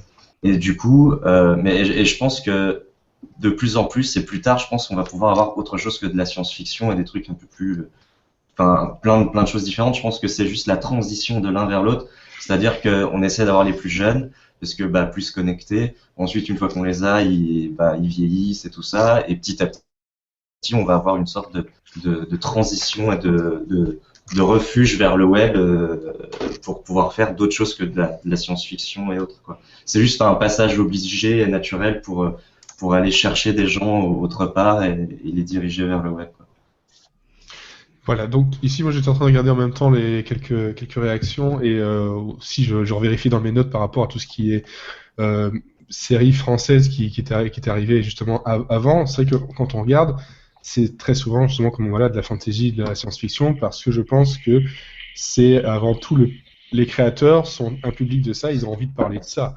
C'est il n'y a pas forcément des personnes qui sont super fans des je sais pas moi des drames romantiques qui se disent tiens je vais faire de la web série, c'est pas peut-être pas le déclic, ils vont peut-être essayer de faire autrement. Après peut-être qu'il y en aura, ça arrive tout doucement même en France. Mais c'est vrai que quand je regarde voilà Damned, je vois il y avait Hello Geekette aussi qui était avant ce genre de série, ça reste quand même soit il y a du sketch, soit ça va un peu plus loin que le sketch, ou ça va vers dans la pop culture en fait. Ah oui, c'est la pop culture, c'est le public internet, donc le public jeune, les trentenaires, on a tous ces mêmes références. Bon, donc c'est ce qu'on aime. Et en plus, vu que c'est ce qu'on voit pas à la télé en France, on se dit bah putain bon, y a pas l'histoire que je veux qui est racontée à la télé en France, je vais raconter mon histoire et voilà. Alors justement là, encore la même personne qui réagit, ne pensez pas que la majorité du public sur le net est geek et donc plus ouverte à la SF. La majorité, non, il y a une grande partie qui l'est, mais on voit bien que c'est une des communautés qui réagit le plus, qui partage le plus. Ouais, Oui, je et pense. puis, Et puis je pense. C'est vrai. Et j'en profite vite fait pour saluer Pierre et William, mais je peux pas leur répondre. Voilà, salut, désolé. Il y a quand même aussi une grosse histoire de niche, c'est-à-dire à la télé, tu as quand même la niche des un peu plus vieux, Joséphine et tout ça, et sur le web, je pense que c'est une réalité, tu as une niche sur le web qui est des plus jeunes et qui cherchent autre chose. C'est pour ça que pour l'instant, tu vas pas avoir du Plus belle la vie sur le web, parce que une personne qui se dit ah bah tiens j'ai envie de faire du Plus belle la vie, j'ai pas de thune mais je vais faire une web série qui fait du Plus belle la vie, je pense qu'il y a aucun intérêt et du coup tu as ces histoires un peu de niche pour l'instant c'est la télé t'as ça et sur le web t'as ça, tu vois. Ouais, quand il dit le public, c'est vrai que la majorité du public est peut-être plus geek. Parce que Justement, c'est un il dit public que- jeune, c'est un public pas jeune qui est sur forcément. internet et donc quand on dit geek, c'est vrai que notre Oui, génération c'est ça pas peut ça. geek. La Mais, pop culture. mais en même temps, il y a pas de, enfin, à un moment donné, c'est un truc assez franco-français parce que quand même, quand tu regardes, encore une fois, à l'étranger, des séries comme Doctor Who et autres font des grosses audiences sur des chaînes type TF1. Donc, c'est juste qu'on n'a pas été habitué à ça. À la télé, nous, on n'a pas ce genre, à part Joséphine Ange Gardien, donc on n'a pas ce genre de série, ce qui fait que nos parents, pour caricaturer, eux ne sont pas habitués à ce genre de série et que donc c'est juste les gens qui vont se réfugier sur YouTube qui eux sont plus des jeunes qui ont regardé des Retours vers le futur, etc. et donc qui en effet sont peut-être un peu plus ouverts à la SF. Et justement, c'est ça, c'est peut-être une réaction il y a un manque à la télé, on a la possibilité de le faire, on le fait là-bas. C'est peut-être juste comme ça, une réaction de manque. Parce que souvent les parents ils aiment bien finalement, hein. Moi je sais que il y a pas mal d'adultes qui nous suivent aussi et qui s'ils ont le courage entre guillemets de se tenter là-dessus, ils aiment bien. Alors après, ils sont moins habitués que des adultes étrangers, sans doute, qui eux ont vu de la SF toute leur vie. Qui est moins au courant aussi. Enfin, voilà, ils sont moins au pas, courant. ils sont pas juste au courant que ça existe. Ouais, voilà, c'est ça. C'est pas tant qu'ils aimeraient pas, c'est qu'ils sont pas au courant, parce qu'ils surfent moins que nous, quoi. C'est vrai qu'on a été surpris, nous, parce qu'on n'avait pas de public déterminé pour Random, mais c'est vrai qu'on est surpris de voir toutes les tranches d'âge qui regardent la série, quoi. Donc ça veut dire que qu'ils seront ouverts, enfin, que la France peut être ouverte à ce genre de format de science-fiction ou de drame, et que malheureusement on mise pas là-dessus en France, quoi. Ouais, c'est ça qui est vachement marrant. J'avais discuté avec des auteurs de SF au Utopia à Nantes, là, et les gars me disaient que même s'ils arrivent avec des dossiers avec des scénars, les dossiers de prod quand ils vont démarcher les prods, et qu'ils sont capables de dire écoutez, les gros succès les plus rentables de ces 10 dernières années sont tel film, et majoritairement ce sont des films de SF. En France, on veut pas en faire. Alors que ça coûte pas forcément plus cher. Mais voilà, les gens sont frileux. Et pourtant, on a un public, et c'est ça qui est marrant, c'est que du coup, nous, quand on a fait Random, on s'est lancé dans le projet parce qu'on avait envie de le faire. On s'est pas vraiment posé la question du public avant de commencer à diffuser. Et une fois qu'on a commencé à diffuser, on était surpris de se dire, en fait, non, c'est pas du tout. Enfin, c'est quelque chose qui va vraiment qui intéresse du monde, quoi. Et c'est surprenant. Du coup, vous voyez un peu le web comme un complément de la télévision. Bah, en fait, c'est en train de Un devenir. rattrapage. Mais Ce qu'il n'y a pas à la télé. Les gens vont voir sur le web ce qu'ils trouvent pas à la télé. Sinon, ils restent que sur la télé. Ah, mais c'est clair, mais après, ça qui est rigolo, c'est que ça devient de plus en plus poreux, quoi. De plus en plus, ce que tu vois sur le web se retrouve à la télé et inversement. Et les offres, enfin, si on prend notre exemple, nous, on n'est pas diffusé sur les réseaux télévisés, mais on est sur les box. Donc c'est kiff-kiff, quoi. C'est-à-dire que et on n'est pas les premiers, parce que France 4 le fait, il y a d'autres chaînes qui récupèrent du produit web, Arte notamment, ouais, avec Osmosis, salut les gars. Et non, voilà, il y a quand même énormément de choses qui se font, quoi. En fait, on est en train de le vivre et on y participe, c'est ça qui est rigolo. Et alors, justement, pour revenir par rapport à la question, parce qu'au départ, c'était les parcours, le début, si on est vraiment encore parti sur autre chose. C'est la première question encore, là? Ouais, non, c'est pas la première question. On a fait un peu toutes les questions dans le désordre, donc ça va. Ça se tient. Mais justement, je voulais savoir par rapport à Rémi, Sullivan et Emilien, si vous, c'était votre première expérience web-série ou pas du tout. Il y avait d'autres choses avant qu'on pourrait déjà voir. Je sais pas. Rémi, par exemple? Moi, ouais, ça fait un bout de temps que je fais ça. Ça fait plus de 10 ans que je fais des films. Et bah, en fait, je suis comme Emilien et Arnaud, c'est mon métier. Et C'est pas mon métier. Ah, C'est pardon. Arnaud, c'est- d'accord. Ouais, Arnaud, il fait du FX, du montage, on en avait parlé. Et du coup, non, voilà, moi, mais pas que. C'est donc mon métier. Et oui, on peut trouver des choses, mais qui sont pas de la web série. J'ai fait une tentative de série sans savoir que ça pourrait être une web série qui s'appelait Les Super Pouvoirs au quotidien, mais c'était un 48 heures dans le cadre d'un kino cabaret, enfin, pour ceux à qui ça parle. Et le projet n'a jamais pris. Et pour le coup, c'était du sketch. Et j'ai trouvé que c'était extrêmement chiant à fabriquer et pas forcément satisfaisant. Et j'ai lâché l'affaire et j'ai préféré après me tourner vers le drame. Mais sinon, oui, on peut trouver sur mon Vimeo des clips, des courts-métrages, des conneries, ouais. Il y a des trucs. D'accord. Et donc, toi, si justement, Sullivan. Mais moi, j'ai rien fait avant parce que je suis pas dans le métier du tout. Je suis un très très très très grand fan. Je suis addict aux séries depuis X-Files. Mais voilà, c'est ma passion et je suis chroniqueur. Enfin, j'étais chroniqueur sur Télé Nantes. Je suis chroniqueur série sur une radio là. Et c'est vrai que je voulais créer mon univers. Je voulais voilà créer mes personnages, créer ce que j'aimais quoi. Et donc du coup, c'est vrai que tous les clins d'œil, enfin toutes les références à Lost, à Fringe, à X-Files, à Breaking Bad, à Rectify, bah, ça donne envie de créer quelque chose de personnel, quoi. Après, moi, j'ai des dossiers sur Sullivan, mais je les diffuserai pas là maintenant. Mais il apparaît dans des petits films. Il y en a un, je peux le citer parce qu'on l'a fait ensemble pour se tester avant de faire random, où il court plus vite que le son. Et il fait ça très bien. Je voudrais le nom là, pour voir le. Ça s'appelle 340 mètres secondes. C'est un film très court qui dure qu'une minute. Voilà. Non, mais je note. Vas-y. Si c'est très court, ça va, c'est facile à regarder. Oui. Et toi, Emilien, justement, toi, tu n'es pas du métier, mais c'est ta première expérience ou pas du tout? J'ai fait des petits films avec mes Lego, puis avec les copains, etc., quoi, comme pas mal de gens ici, mais c'est ma première expérience de web-série, ouais. Ou de série tout court, hein. J'ai pas fait. Donc, ouais, première expérience de web-série, et on voit qu'on apprend. Enfin, la web-série, c'est un bon moyen d'apprendre parce que c'est très intense. Faire un cours de temps en temps, un cours ça prend beaucoup de temps et t'en fais un par an, quoi. La web-série, t'as un rythme, ce qui fait que en un an de web-série, t'as fait donc l'équivalent de 10 cours. Tu vois entre les premiers et les derniers épisodes, t'as plein d'automatismes, t'apprends vite.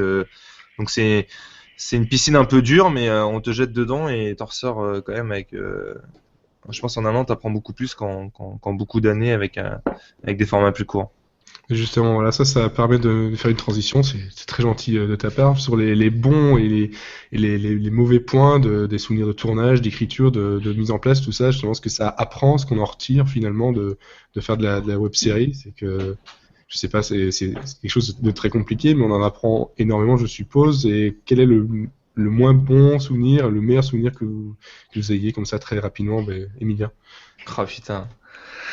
En plus, on nous la pose souvent cette question, mais au fur et à mesure le moins, c'est dur. En termes de tournage.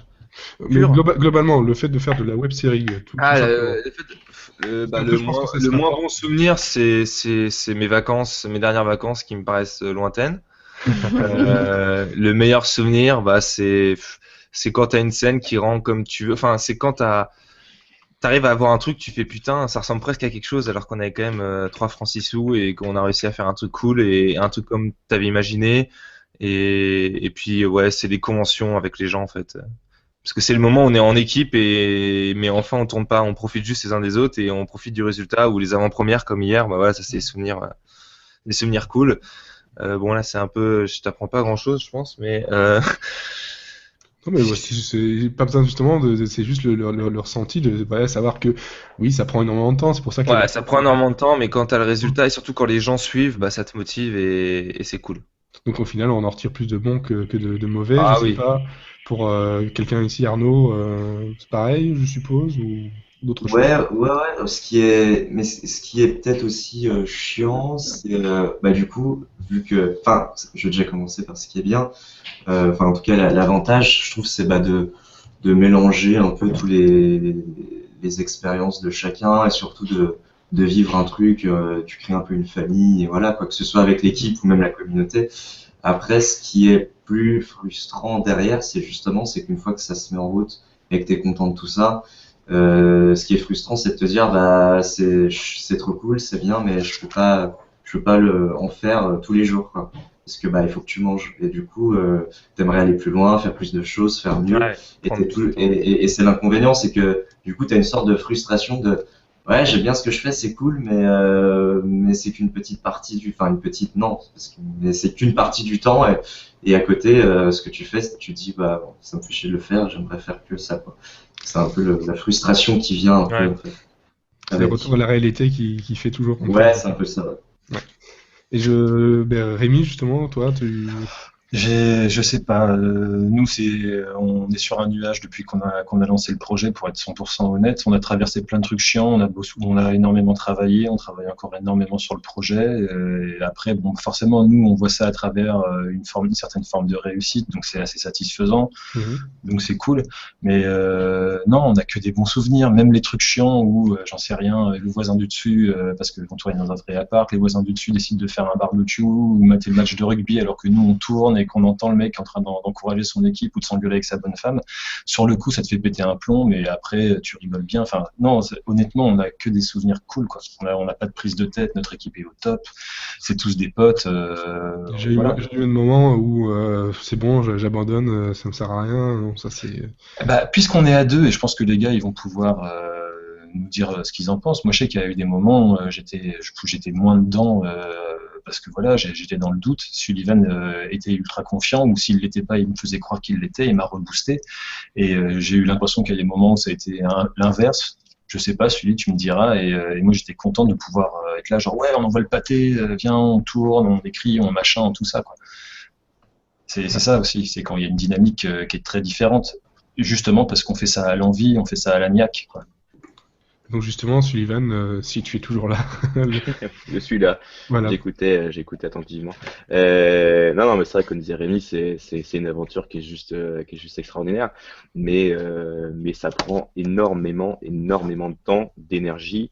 Ça fait 4 ans qu'on est sur le projet et c'est vrai que c'est du random 24/24, quoi, dans l'esprit en tout cas. On y pense tout le temps et on y a travaillé pendant 1 an et demi. Et c'est vrai que c'est gérer une équipe de bénévoles, techniciens, acteurs, c'est pas facile. Surtout tourner dans un appartement qui n'est pas le nôtre, c'est encore plus difficile. Et c'est vrai qu'il y a des coups de mou, c'est ce qui est normal. Mais comme disait Rémi, on a la niaque de faire ce qu'on aime et c'est le principal, quoi. Et après, les bons moments, il y en a. Il y en a des tonnes, quoi. Il y en a des tonnes, faire des salades de pâtes dégueulasses et qu'on mange tous ensemble et tout le monde dit c'est dégueulasse, mais ils sont heureux, ça c'est cool. Ou faire des blagues sur le plateau, comme par exemple un plan a du mal à rentrer et Sullivan prend le costume du comédien sur la 7e prise et fait la réplique à sa place, c'était magique, tu vois, il y a des trucs comme ça, ou une comédienne qui a une séquence très très dure et c'est dans l'épisode 8, 9, je sais plus, enfin bref, c'est quand on a un personnage qui revient d'entre les morts le temps d'un cauchemar et que vous l'aurez jamais, mais à la fin de chaque prise, à regarder droit le comédien avec qui elle jouait avec vachement d'intensité, et elle finissait par un gros fils de pute. Et voilà, hilarité générale sur le plateau, c'était énorme. Non, il y a vraiment beaucoup de choses très très cool. Non, après, ouais. De making-of avec ce genre de choses, des petits. On voulait en faire un, mais ça nous prend aussi beaucoup de temps. Et là, vu qu'on est sur la saison 2, on n'a pas le temps, quoi. On n'a pas le temps, mais non, là encore un bon souvenir qui date il y a 2 jours, c'est de présenter les 4 premiers épisodes, enfin en tout cas l'écriture des 4 premiers épisodes aux acteurs, et c'est de voir un peu leur lecture et de voir qu'ils sont à fond dedans et qu'ils adorent toujours ce qu'on fait. Donc c'est là aussi une récompense de ce qu'on a produit, de ce qu'on a réalisé, et c'est le retour des acteurs, des techniciens, et ça c'est que du bonus, quoi.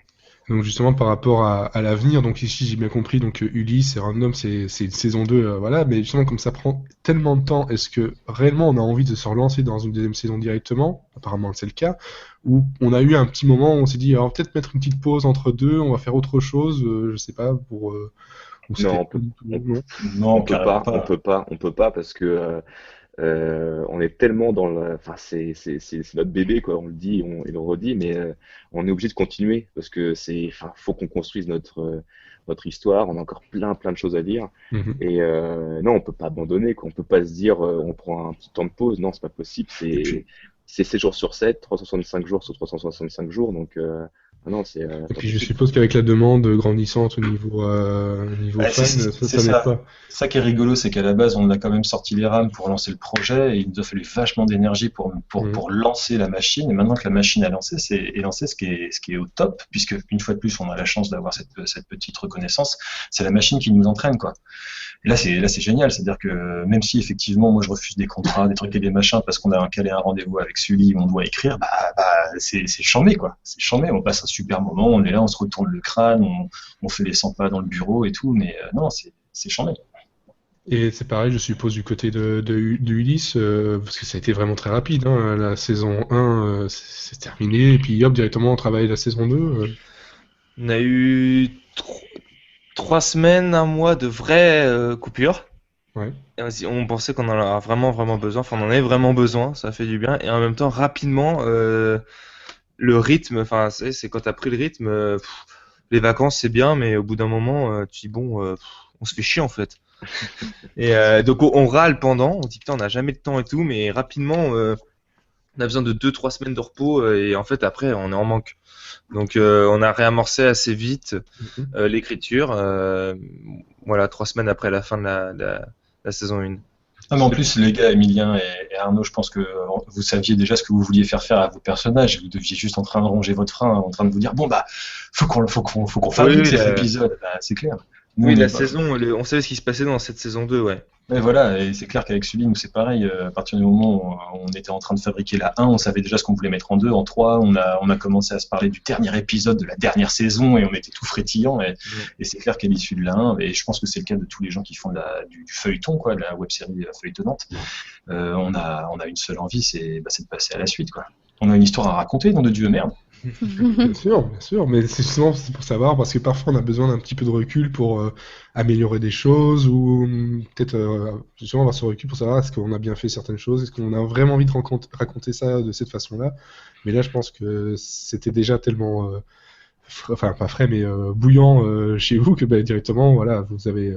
Il y a un deuxième facteur, c'est le fait qu'on travaille en équipe, si tu veux. Je crois que c'est pareil pour vous, les gars. À Ulysse, vous écrivez à plusieurs, vous écrivez à 2 au moins. Non, on fait le scénar à 2, donc c'est vraiment les séances de session, on échange et tout. Et après, c'est Nico qui va taper dans Celtics les mots, réellement les dialoguer, et après c'est des relectures à 2. Ah d'accord. Oui, on est à 2 pour le scénar, par contre la plume, c'est que Nico. Ouais, voilà, voilà, nous on fait tout à 2 pour le coup, mais c'est la même idée, c'est-à-dire que le recul on l'obtient grâce à ça, l'air de rien. Et puis vu qu'on est, tu vois, c'est vachement horizontal. Ah non, mais ça joue énormément. Ah bah ça change tout. En fait, tu vas vraiment 2 fois plus vite parce que quand t'as 2 personnes, ça rebondit, et en fait tu peux écrire une saison, une journée, quoi. Entre guillemets, enfin ce qui va se passer en une journée, parce que à chaque fois l'autre apporte ses idées ou corrige, et ça permet aussi ça assure le fait qu'il y ait moins d'incohérence, parce que l'autre il dit attends, non, tu peux pas faire ça. Enfin il y a toujours un mec qui peut te rappeler que ça c'est pas bien. Enfin à 2 de tête c'est toujours mieux. C'est clair. Et là vous faites tous entre amis, et si vous deviez refaire une autre web série mais avec des gens que vous connaissez pas d'abord, est-ce que vous le feriez? Il y a toujours une rencontre, si tu veux. Après, c'est toujours pareil. Hein. Là, C'est toujours un feeling, quoi. Ouais, voilà, tu rencontres les gens, tu te rends compte que déjà tu arrives à échanger avec eux, que tu te comprends, tu as des références communes, et après seulement, bien sûr, si on te propose un projet et on te dit, bon, bah, il faut que tu essayes de bosser avec ces gens-là, ça passe ou ça casse. C'est-à-dire que si tu le sens pas et que tu as la liberté de dire non, et bah, tu le fais pas. Si on te force à le faire, bah, tu peux essayer de faire quelque chose de cool, mais je pense que c'est compliqué. C'est vrai que random serait pas random sans Rémi, ou je pense que sans moi. Après, je pense que on l'a fait à deux parce qu'on avait les mêmes références, on avait les mêmes envies. Et je pense que pour Ulysse, c'est pareil. Je pense pour créer quelque chose, il faut qu'on soit à l'aise avec l'autre, qu'on soit cohérent. Et justement, pour éviter voilà, la cata au niveau de l'écriture ou au niveau de la cohérence, quoi. J'ai l'impression qu'Arnaud se fait cuire des pâtes. Non, je me trompe? Non, il y a ma copine qui fait à manger derrière. Oui. Ah, c'est bien ça, d'accord. Et je vois aussi une réponse sur Twitter qui fait que vous n'avez pas le choix, en fait, vous n'aviez pas le choix. C'est que, accessoirement, il y a des fans qui attendent la suite à cause de cliffhanger, et je pense que ça, c'est typique aussi de la série, déjà, en général, mais je pense que sur le web, le cliffhanger, on aime en abuser, je pense. Je sais pas si c'est la même chose, mais... On va rentrer dans le débat du cliffhanger. Le cliffhanger, la fin ouverte, voilà, c'est pas pareil. Hein. Nous, on a compté des véritables cliffhangers. Il y en a 4. Des vrais cliffhangers, tu vois, qui sont des fins ouvertes extrêmement fermées pour le coup. Mais ouais, c'est sûr que si tu crées pas une forme de frustration chez ton spectateur, rien ne va lui rappeler qu'il y a un prochain épisode qui va arriver. C'est clair et net. Mais c'est vrai qu'on a misé là-dessus avec Random, parce que c'est vrai qu'on a vécu les plus belles frustrations avec Lost, qui en abusait, je sais pas si on abusait, mais en tout cas qui joue vraiment là-dessus. Et c'est vrai que pour nous, ça nous a servi pour construire notre histoire. Mais oui, après, en tant que vrai cliffhanger, comme disait Rémi, il n'y en a pas tant que ça, quoi. Et alors, justement aussi, j'aurais une autre question, parce que je prends un peu les questions aussi sur Twitter, et quelqu'un qui demande si vous aviez 1 million d'euros par épisode, ce qui me paraît quand même déjà énorme, que feriez-vous différemment? Alors, je ne sais pas qui veut prendre la parole en premier là-dessus. Les salades de pâtes, ça c'est clair que je changerais. 1 million d'euros de salades de pâtes. Non, sinon je mettrais des dinosaures, mais à tes souhaits. À tes souhaits. À tes souhaits. Je sais pas ce qu'on ferait différemment. Payer les gens. Ouais, payer les gens. Moi, c'est ça que je ferais. On sortirait juste plus vite. Ouais. Et mieux, on aurait des meilleures caméras quand même, une meilleure image, un meilleur son, parce Oui, qu'on 1 aurait million, 40 je pense, quand même. Tu vois, tu sais pas juste payer les gens. Je pense que tu peux te permettre d'avoir. Mais franchement, dans l'histoire, on se prive pas tant que ça. C'est juste que parfois, on a moins de temps, on a moins de, donc on est obligé de faire des concessions où on peut pas avoir le rendu exactement comme on voudrait. Donc voilà, on a un son un peu moins bon, on a une vidéo un peu moins bon, on a des travelling un peu moins bons parce que c'est des faits maison, tout ça. Donc c'est sûr qu'on aurait 1 million d'euros, on aurait du meilleur matos. Après, on changerait pas. Moi, j'aurais pas forcément besoin de changer beaucoup l'équipe, mais c'est juste payer les gens, c'est-à-dire qu'on aurait pu se tourner, donc bloquer les gens plus facilement parce qu'ils pourraient en vivre, et donc on irait beaucoup plus vite et ce serait beaucoup plus agréable. Oui, parce qu'en plus, le fait d'avoir un gros budget, c'est un putain de piège, parce qu'effectivement, nous, c'est pareil. Si on avait de l'argent, évidemment, la première chose à faire, ce serait de payer les gens. Et il ne te reste plus grand-chose de plus après. Et voilà, et après, de toute façon, tu as une histoire. Donc, si la première connerie que tu fais dès qu'on te file un billet, c'est de te dire, ouais, alors du coup, je vais mettre des effets spéciaux là où il n'y a pas besoin. Tu vois, non, tu te tires une balle dans le pied, c'est stupide. Et on a créé un univers qui fonctionne comme tel. Effectivement, ce qu'on peut améliorer, ça va être quelque chose ce qui tient à la technique, ce qui tient au fait de rétribuer les gens pour leur temps, donc avoir plus de temps pour préparer ces scènes, pour les tourner, etc. Et pour le travail de post-production et compagnie. Mais je sais pas, si on avait 1 million, je crois qu'il resterait beaucoup d'argent à la fin de chaque épisode. Et on serait obligé de le rendre à la prod parce qu'on pourrait rien en foutre. Tu vois. Il y a Docteur Série qui demande aussi pourquoi vous n'utilisez pas le crowdfunding. On l'a fait. Ouais, puis vous aussi, Ulysse, pour la saison 2, vous l'avez fait? Non. En fait, justement, c'est un autre système. En fait, donc nous, pourquoi on ne veut pas le crowdfunding? Alors déjà en saison 1, c'est vrai qu'il y a beaucoup de web-séries qui se lancent là-dedans. Nous, on trouve que c'est pas très pertinent quand t'as rien fait. Donc dès la saison 1. En fait, on avait ce problème-là, c'est de dire si on demande de l'argent à des gens alors qu'on n'a rien fait, en gros, ça va être quoi? Ça va être ma grand-mère qui va financer, nous, pour essayer d'atteindre le palier. Et au final, on va pas avoir beaucoup d'argent. Puis ça sert un peu à rien. Une seule image quand même, je pense, non?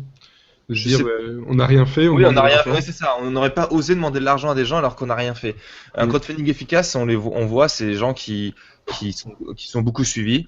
Et donc là, arrivent à faire un crowdfunding efficace. Donc on n'aime pas trop ça, et puis on n'aimait pas l'idée Je viens juste de lire un message de Benoît Le Maire qui veut récupérer 1 million d'euros. Et oui, et on n'avait pas de... Qu'un de nos comédiens, voilà. Et on n'avait pas de... on n'aime pas aussi le côté de... Si quelqu'un paye, il devient un peu producteur. Et donc, c'est-à-dire que si après, derrière, tu tues son personnage préféré, tu dis, j'ai pas donné 50 balles pour que vous tuiez ce personnage-là, je suis déçu, enfin voilà. Donc, ce qu'on a fait, nous, par contre, parce que pour nous aider, c'est qu'à la fin de la série, enfin à la fin de chaque saison, enfin à la fin de la saison, on a mis un système de pourboire un peu, pour dire, comme quand t'es au resto, t'as eu un bon repas, t'as eu un bon repas, t'as passé un bon moment devant Ulysse, bah laisse une pièce, et bien sûr que ça sera investi pour la saison 2, mais tu juges après coup. Juste sur la saison 1. Donc en fait, c'est une façon de rester libre en saison 2 en fait, et en saison 3, etc. Puis de toute façon, quand les gens commencent à payer ou à mettre un peu d'argent au départ, ils s'attendent à un certain niveau de qualité qui peut-être n'est pas réalisable avec le budget final. Ça va dépendre du budget que tu demandes sur ton Ulule, parce que nous, avec Random, on en a fait un pour le coup, 2575 €, ça couvre à peine tout ce qui va être frais de bouche et tout ce qui va être consommable, donc ce que tu utilises sur un tournage et que tu peux pas réutiliser. Et concrètement, effectivement, c'était assez surprenant de se rendre compte qu'il y a des gens qui ont investi. Et effectivement, il y avait aussi pas mal de parties des familles, de l'équipe, etc. Ça, c'est une certitude. Mais aussi, les plus grosses sommes, c'était des gens qu'on ne connaissait ni Nef ni d'Adam. Ça nous a permis de constituer le début de notre fanbase aussi, l'air de rien, alors qu'on était pour le coup complètement inconnus. Et ça nous a obligés à communiquer sur le projet et à le formuler de façon plus claire pour ce potentiel public.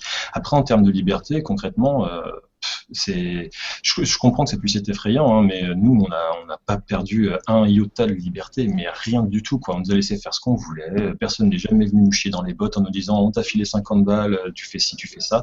Non. Et puis, comme vous le disiez tout à l'heure, vous avez des fans bienveillants.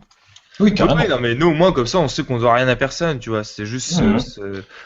Bien sûr que ça se passe bien dans la plupart des cas, hein, mais c'était ce côté-là. On a préféré faire ce qui revient presque au même et qui, de toute façon, ça, comme je dis, ça aurait servi à rien en début de saison de demander un crowdfunding où on n'était pas connu. Donc il n'y avait personne et au final, ça serait notre argent qu'on aurait payé. On aurait juste payé la com à Litchi, à Ulule ou je ne sais quoi. Donc nous, on a mis en place un système de dons où les gens donnent le montant qu'ils veulent et ils repartent dans tous les cas avec le même lot, c'est-à-dire un poster et un badge, donc qui mettent 1 euro ou 1 million d'euros. Donc et en fait les gens mettent en fonction de pas en fonction de forcément du poster, mais en fonction de voilà du travail qui juge qui a été fait. Et souvent ils sont généreux, donc au final on y gagne. Et ceux qui n'ont pas d'argent, ils veulent quand même un souvenir, ils mettent 1 euro et voilà, et c'est compensé par les autres de toute façon. Donc ça, on trouve que c'est un win-win et ça c'est cool. Alors, il y a une question justement sur Twitter qui demande est-ce que ça veut dire que vous allez tuer Ulysse? Là, je suis en train de monter sa scène de mort justement, donc je suis en galère. Mais non, mais justement, on peut tuer qui on veut. C'est ça l'avantage justement de ne pas avoir de producteur derrière ou d'être indépendant. Oui, on fait ce qu'on veut. Après, on peut faire des conneries si on veut, mais on les assume, quoi. Ça dépend encore du producteur sur lequel tu tombes. Bien sûr. Nous, pour le coup, on peut pas encore dire qu'on en est un, mais ceux qui se présenteraient comme étant nos potentiels producteurs pour la saison 2 nous disent allez-y les gars, éclatez-vous, c'est nos limites. Si on vous a pris, c'est parce qu'on aimait ce que vous faisiez, donc il n'y a pas de raison que ça change, quoi. Donc c'est vrai que c'est des craintes qui sont hyper fondées, hein. C'est-à-dire que je rejoins les gars Arnaud et Emilien sur ces craintes-là, parce que c'est des choses Arnaud a dû les vivre aussi, moi je les ai vécues, mais pour le coup, dans le milieu de la fiction web-série, les gens sont plutôt cool. Enfin, ceux avec qui on a la chance de bosser, ils nous laissent vraiment faire ce qu'on veut, quoi. C'est vraiment génial. Alors, par contre, ils sont très sympas, vos fans, mais ils me font passer des messages perso quand même, hein, je peux dire, mais... Emilien, j'ai oublié de récupérer mes badges au fait. Un certain Fred voilà. C'est quoi sur Twitter ça? Oui. Et c'est sur le hashtag, c'est ça? Sur le hashtag, oui. Donc, vous faites passer des messages, tant qu'on y est un peu. Bon grâce à maman, Fred, on connaît un de nos premiers fans. Donc tu le récupéreras la prochaine fois. Bravo, je te félicite pas en tout cas. Voilà, ils oublient des choses. Bon, alors on nous demande aussi, ça tombe bien, ça c'est une des dernières questions globales, c'est les coups de cœur et recommandations. Bon, il n'y en avait pas tant que ça, à part Low Life, justement, que j'ai noté tout à l'heure. Pour la blague, le John Tag, c'est le Rolling Soldier, mais je pense que c'était juste pour la blague, ça. Non ? Oui, c'est pour la blague, ouais. Voilà.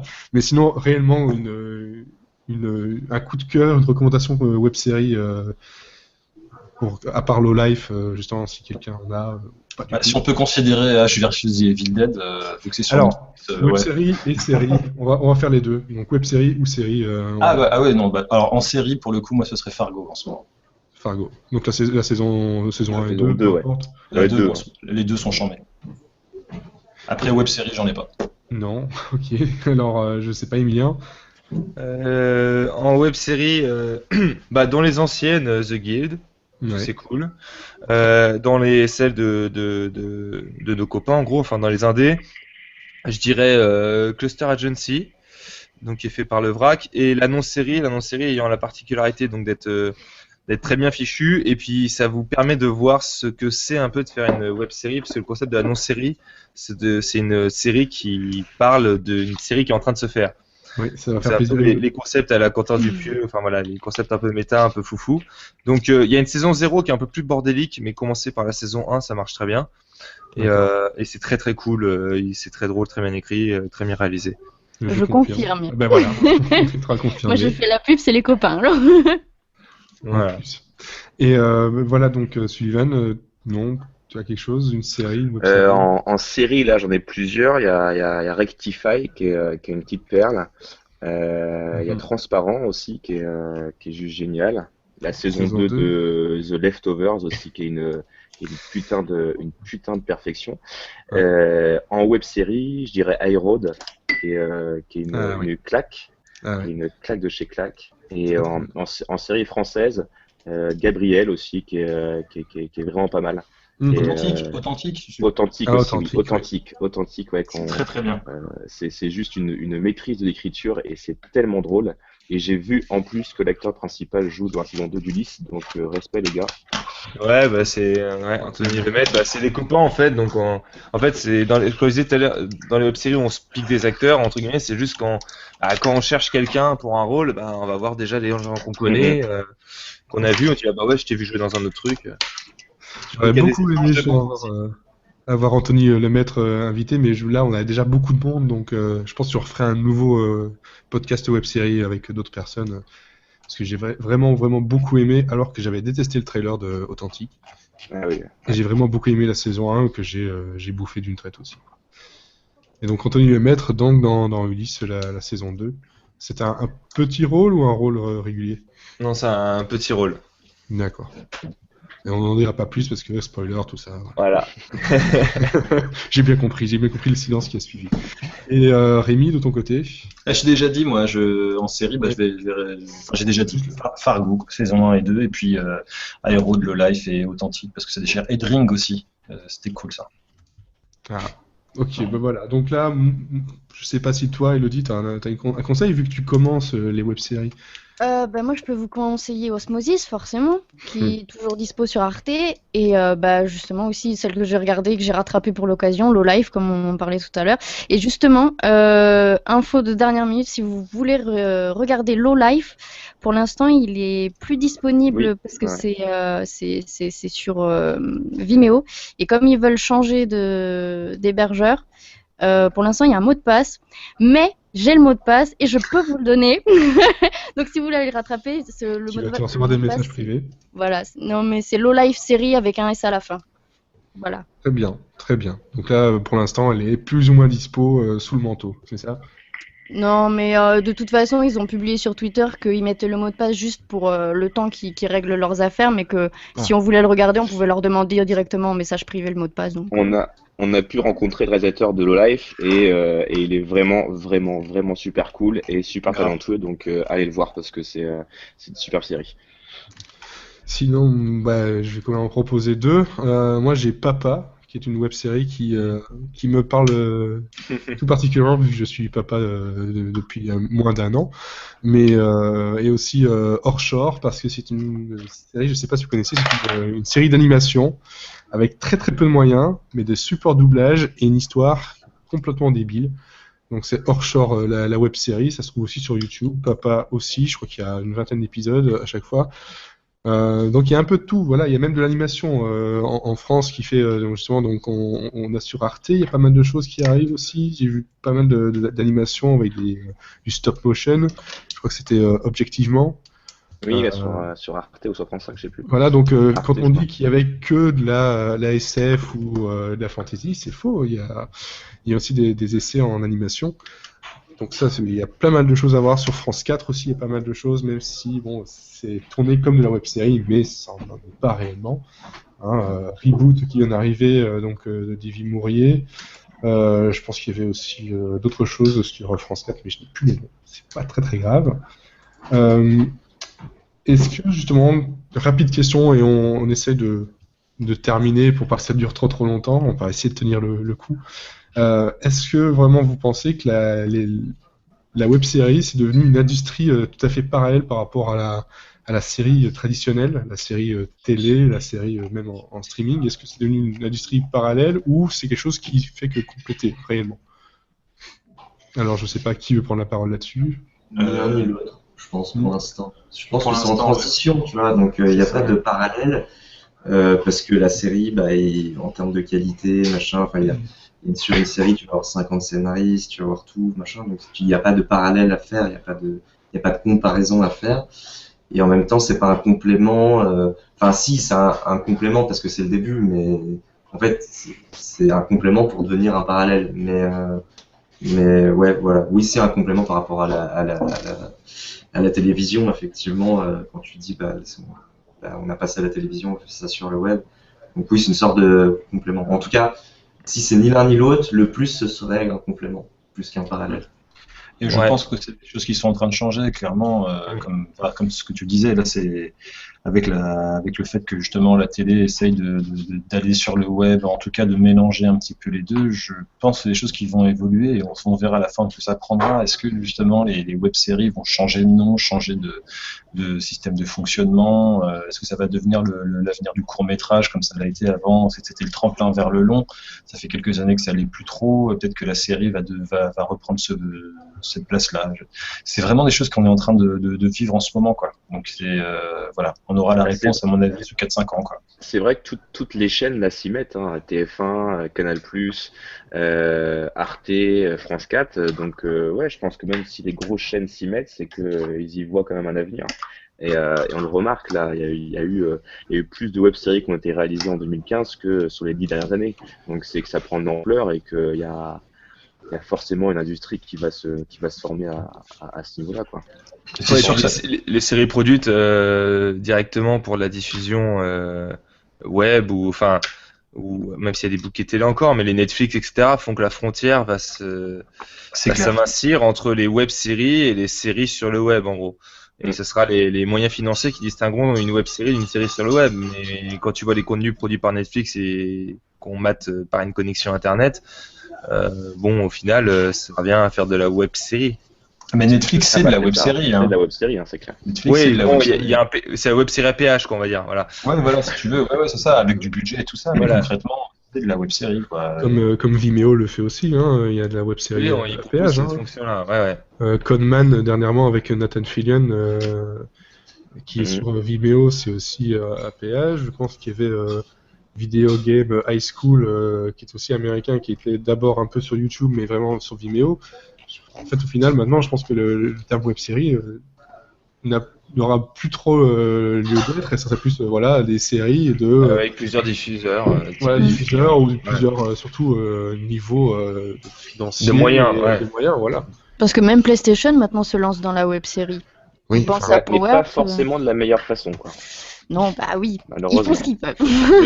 En tout cas, pour l'instant, je pense que c'est juste un énorme laboratoire. Pour l'instant, si on devait le résumer, je pense. Ouais, c'est un peu ça, je suis aussi d'accord. C'est encore la meilleure chose, justement, quand on demandait avec si vous aviez 1 million, mais je pense que le mieux encore, c'est d'avoir la contrainte technique, la contrainte financière. C'est en général dans la contrainte qu'on crée le mieux. Que ce soit en qu'on apprend à faire pas cher. C'est-à-dire que maintenant, si on nous donne 1 million, on sera capable de faire ce que des gens font avec 10. Parce qu'on ne peut pas savoir que faire avec 1 million. On le dépensera même pas ton million.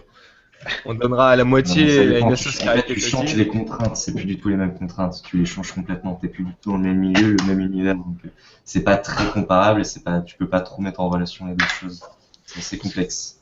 Parce que je ne pense pas que le fait d'avoir 1 million et d'avoir appris à la dure, justement, changer les choses, on arrive à faire pour moins cher, parce que je le vois bien dans un autre milieu, qui est le milieu du jeu vidéo, où il y a aussi cette scène indépendante, hein, qu'on pourrait vraiment mettre plus ou moins avec les web-séries. Les web-séries, c'est le côté indépendant des séries de télé. Euh, le fait d'avoir plus d'argent, parfois, ou plus de moyens techniques, c'est dire, mais je peux faire encore plus de choses et au final, ne rien faire bien. C'est Ouais, aussi Et mais se ça, c'est perdre, quoi. compliqué. Se perdre. C'est compliqué, c'est-à-dire que quand t'as de l'argent, t'en fais quoi? Tu peux, soit tu dis, bah, j'utilise cet argent-là pour avoir plus de matos, mais je vais pas payer les gens.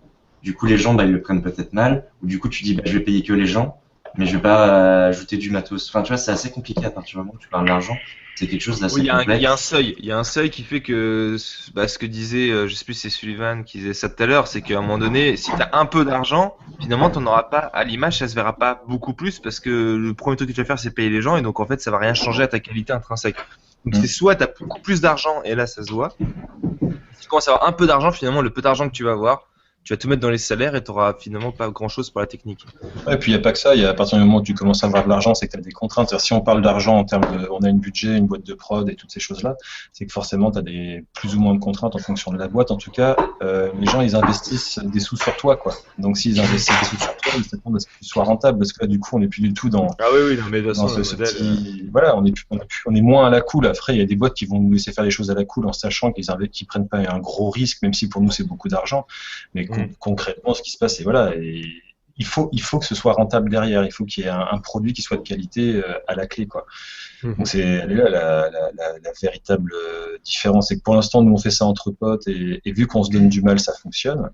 Si demain on a de l'argent, est-ce que tout le protocole qui va amener à la fabrication ne sera pas tellement complexifié, ou en tout cas alourdi, que ça va nous empêcher de faire les choses comme on l'entend. Voilà. Et justement, en parlant de l'avenir, à part les saisons 2 qui arrivent sous peu, quel est justement l'avenir de Random et l'avenir de Ulysse niveau événements marquants? Voilà, il y a eu donc l'avant-première, mais est-ce qu'il y aura d'autres choses qui arrivent en plus? Bah, nous, c'est les prochaines étapes, c'est donc le 27 décembre la diffusion web, enfin la vraie première donc de la saison 2.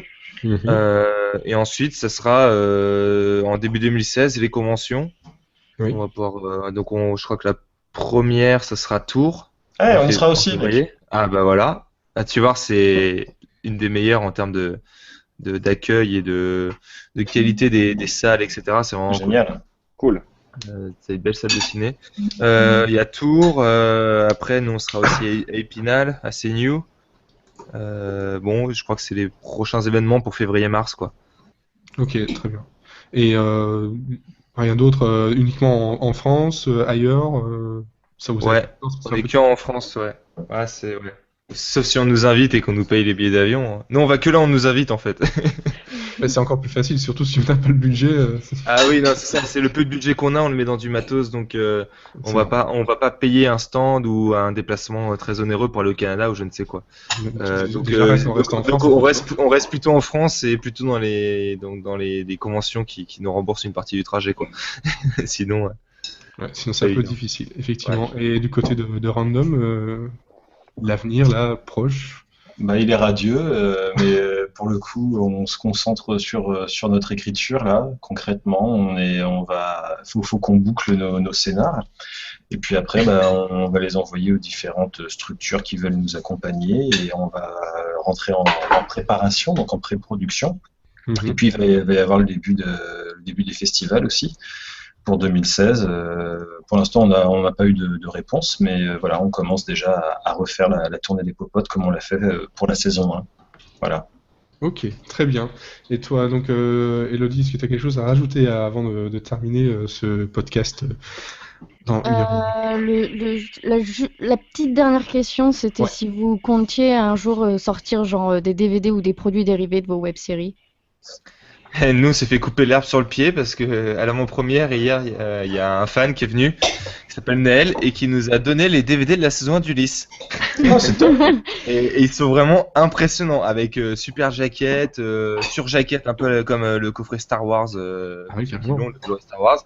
Sur jaquette, à l'intérieur, les différents disques avec chacun des portraits des gens. Enfin, Et ben, ouais, donc bon, voilà. Donc, non, nous, dans l'idée, on va pas faire de DVD parce que ça coûte trop cher par rapport à. Enfin, en fait, le problème, c'est que par rapport à une vraie série, là, tout est gratuit sur Internet. Donc, c'est vrai que les gens, bon, c'est pour avoir l'objet en plus, ça peut être sympa, ou s'ils ont une coupure Internet. Mais globalement, ils ont les épisodes gratuits, donc c'est moins avantageux pour eux d'acheter le DVD. Ensuite, on n'a pas un public suffisamment conséquent pour rembourser un peu tout ça. Et puis on a des deals avec les musicos qui fait que si on passerait en mode production commerciale DVD, ça nous coûterait cher. Et donc bon, tout ça fait que ça serait pas super intéressant comme produit dérivé. Donc on va laisser les fans faire des produits pirates pour l'instant. Le pirate autorisé. est-ce que tu peux demander à Naël de faire des DVD pour Random aussi ou pas? Ouais, bah envoie-lui un message. Franchement, mais il est trop. Bah, il nous a pas pris. C'est Nico qui a le DVD là. J'essaierai de le récupérer pour le regarder. Je trouve dessus, il n'y a rien. Mais C'est voir ça. comment il a ripé nos épisodes de façon scandaleuse. Et ben, bah, nous, après, nous, les DVD, on va en faire, là, on nous les fait, en tout cas. Donc on va pouvoir diffuser les DVD. On a fait des t-shirts random aussi qu'on a filé Ah, les t-shirts, on va essayer d'en faire. Ouais. Bah ouais, c'est cool. Ça, en fait, tous ces produits intéressant. dérivés, le DVD, c'est que c'est pas le produit dérivé prioritaire parce que c'est celui qui coûte le plus cher. Très cher, ouais. Voilà, Ouais. ça coûte cher et les droits, tout ça, c'est toujours un peu compliqué. T'as des taxes et tout. Donc, on a C'est dit, pour ça pour que nous, l'instant, on va essayer de faire d'autres produits et puis. c'est vrai que nous, on a de la chance Les clés USB aussi, c'est pas mal. Ouais, mais tu Moins vois, cher. oui, mais bon, c'est autant regarder sur YouTube, non? Les gens ils peuvent se télécharger eux-mêmes. Mais après, sinon, t'es obligé de rajouter du contenu supplémentaire, du genre making-of ou images, tout ça. Mais après, c'est obligé. aussi du travail en plus. C'est ça, effectivement. Après, donc, nous, pour finir ce que disait Sully, nous on nous les fait, mais en même temps on a promis les DVD à nos contributeurs régulés, donc voilà, c'est clairement pour ça qu'on fait des DVD. Et après, bon bah il y en aura un peu plus, puisque quand tu passes une commande, tu es obligé d'en prendre 300, tout ça. Ouais, Donc, c'est ça. Ouais. ça va être pour la famille, les copains, les comédiens, tout ça. Ça va être du goodies en fait concrètement et pour nos contributeurs et pour nous. Mais sinon, un truc qui marche très bien. Mais vous avez plein de budgets de com d'ailleurs, Ulysse, dans mon souvenir. Mais le badge marche très bien. Il y a plein de petites choses comme ça qui sont très sympas. Voilà. Mais vous le faites d'ailleurs, tu le disais tout à l'heure, vous faites le Ouais, badge. avec le poster, il y a un badge, ouais. Ouais, c'est ça. Il faut changer, il faut faire un peu de pins, ça sera un petit peu plus années 80, c'est bien. Ouais, bah. Ça écrit sympatoche dessus. Bah, justement, on a une collaboration avec Père Dodu bientôt pour faire les pins. Voilà. Et vous ferez les aimants pour le frigo aussi. Oui, qu'on mettra dans des boîtes de fromage, Ulysse. Et justement, par rapport au DVD qui arrive pour Random, il y a du contenu en plus, justement, je suppose, ou pas du tout? Non, même pas, vraiment pas. On n'a vraiment pas le temps on est vraiment ultra charrette, si tu veux, parce qu'on on a des activités l'un comme l'autre qui nous prennent pas mal de temps. Et on s'était engagé à faire la saison. Et en fait, le contenu en plus, c'est on va mettre des photos qu'on va dédicacer pour les gens qui ont acheté en fait le DVD via Ulule, quoi. Mais on avait réfléchi à faire des choses parce qu'on a fait des interviews, parce qu'on a fait tout un tas de petites conneries. Il y a un making of qui a été préparé, en fait, qui a été scripté et déroché par Sullivan. Bah, c'est pas un making of, c'est vraiment un bêtisier, quoi. Oui, c'est pas un making of d'ailleurs, c'est un bêtisier, mais en fait il est hyper vulgaire, donc on a préféré ne pas le mettre. Donc voilà, non, ça va être effectivement, ça va pas être un vrai un DVD. Enfin, il n'a aucun intérêt étant donné qu'on a une série accessible sur le web gratuitement, effectivement. Ok, d'accord. Je vois que Benoît Lemaître, donc c'est un des comédiens qui dit en Belgique, allez, ben oui, moi j'aimerais bien, mais je vois pas de festival en Belgique qui parle de web-série. Ben t'as plus qu'à le créer le tien. Si, il y a des festivals un peu Si, il y en a, Très peu, mais il y en a de gaming, enfin c'est un peu comme le Toulouse Game Show, c'est relié autour du gaming, etc. Il y a quelques web-séries qui Ouais, sont mais pour les connaître justement par rapport au côté gaming, c'est pas non plus top. Hein. Enfin, bon, bref. Ouais. Il n'y a pas réellement de Ah, choses comme on peut voir actuellement en France. Ça commence tout doucement, mais Ça, vous avez déjà été Vous êtes invité trop à modeste, ce- c'est belge, vous êtes trop modeste. Non, non, c'est juste que c'est pourri. Non, c'est vrai que j'aimerais bien. J'essaie ça commence tout doucement ici. Il y a des choses qui se passent à Bruxelles actuellement, un événement gratuit, mais c'est pas réellement comme on peut avoir voilà Toulouse Game Show ou certaines choses qui se passent surtout du côté Paris ou en Bretagne. Mais voilà, ça ici, je sais pas pourquoi il dit en Belgique. Allez, peut-être pour moi ou peut-être qu'il vient de Belgique, j'en sais rien. Il aime la bière. Ah, il aime la bière. Ouais. Je pense que c'est la meilleure façon de faire venir les personnes. On vous paye le train et en plus de ça, la bière. Ça pourrait fonctionner. Moi, je viens. Un festival web série et bière, pourquoi pas. Oui, bière et web Un bon série. concept. Je note ça, attention, je peux le faire piquer, mais c'est pas grave. Bon, est-ce que, justement, pour terminer, on va terminer comme on fait les podcasts en général, on va terminer sur un mot, juste un mot, pour terminer.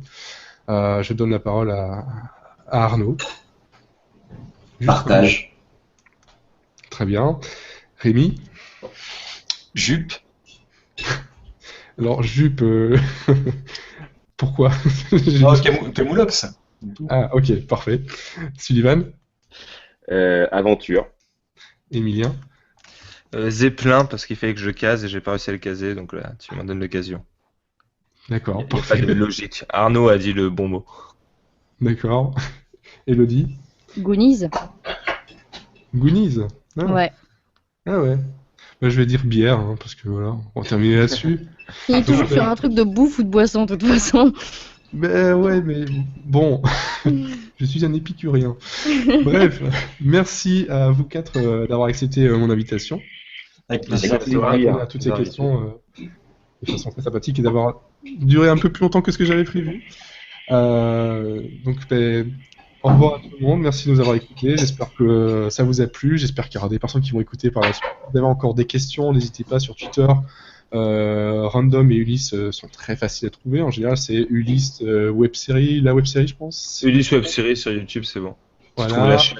Voilà, on trouve la chaîne YouTube Random web Random la série. Ah ouais. Random la série qui se trouve aussi très facilement.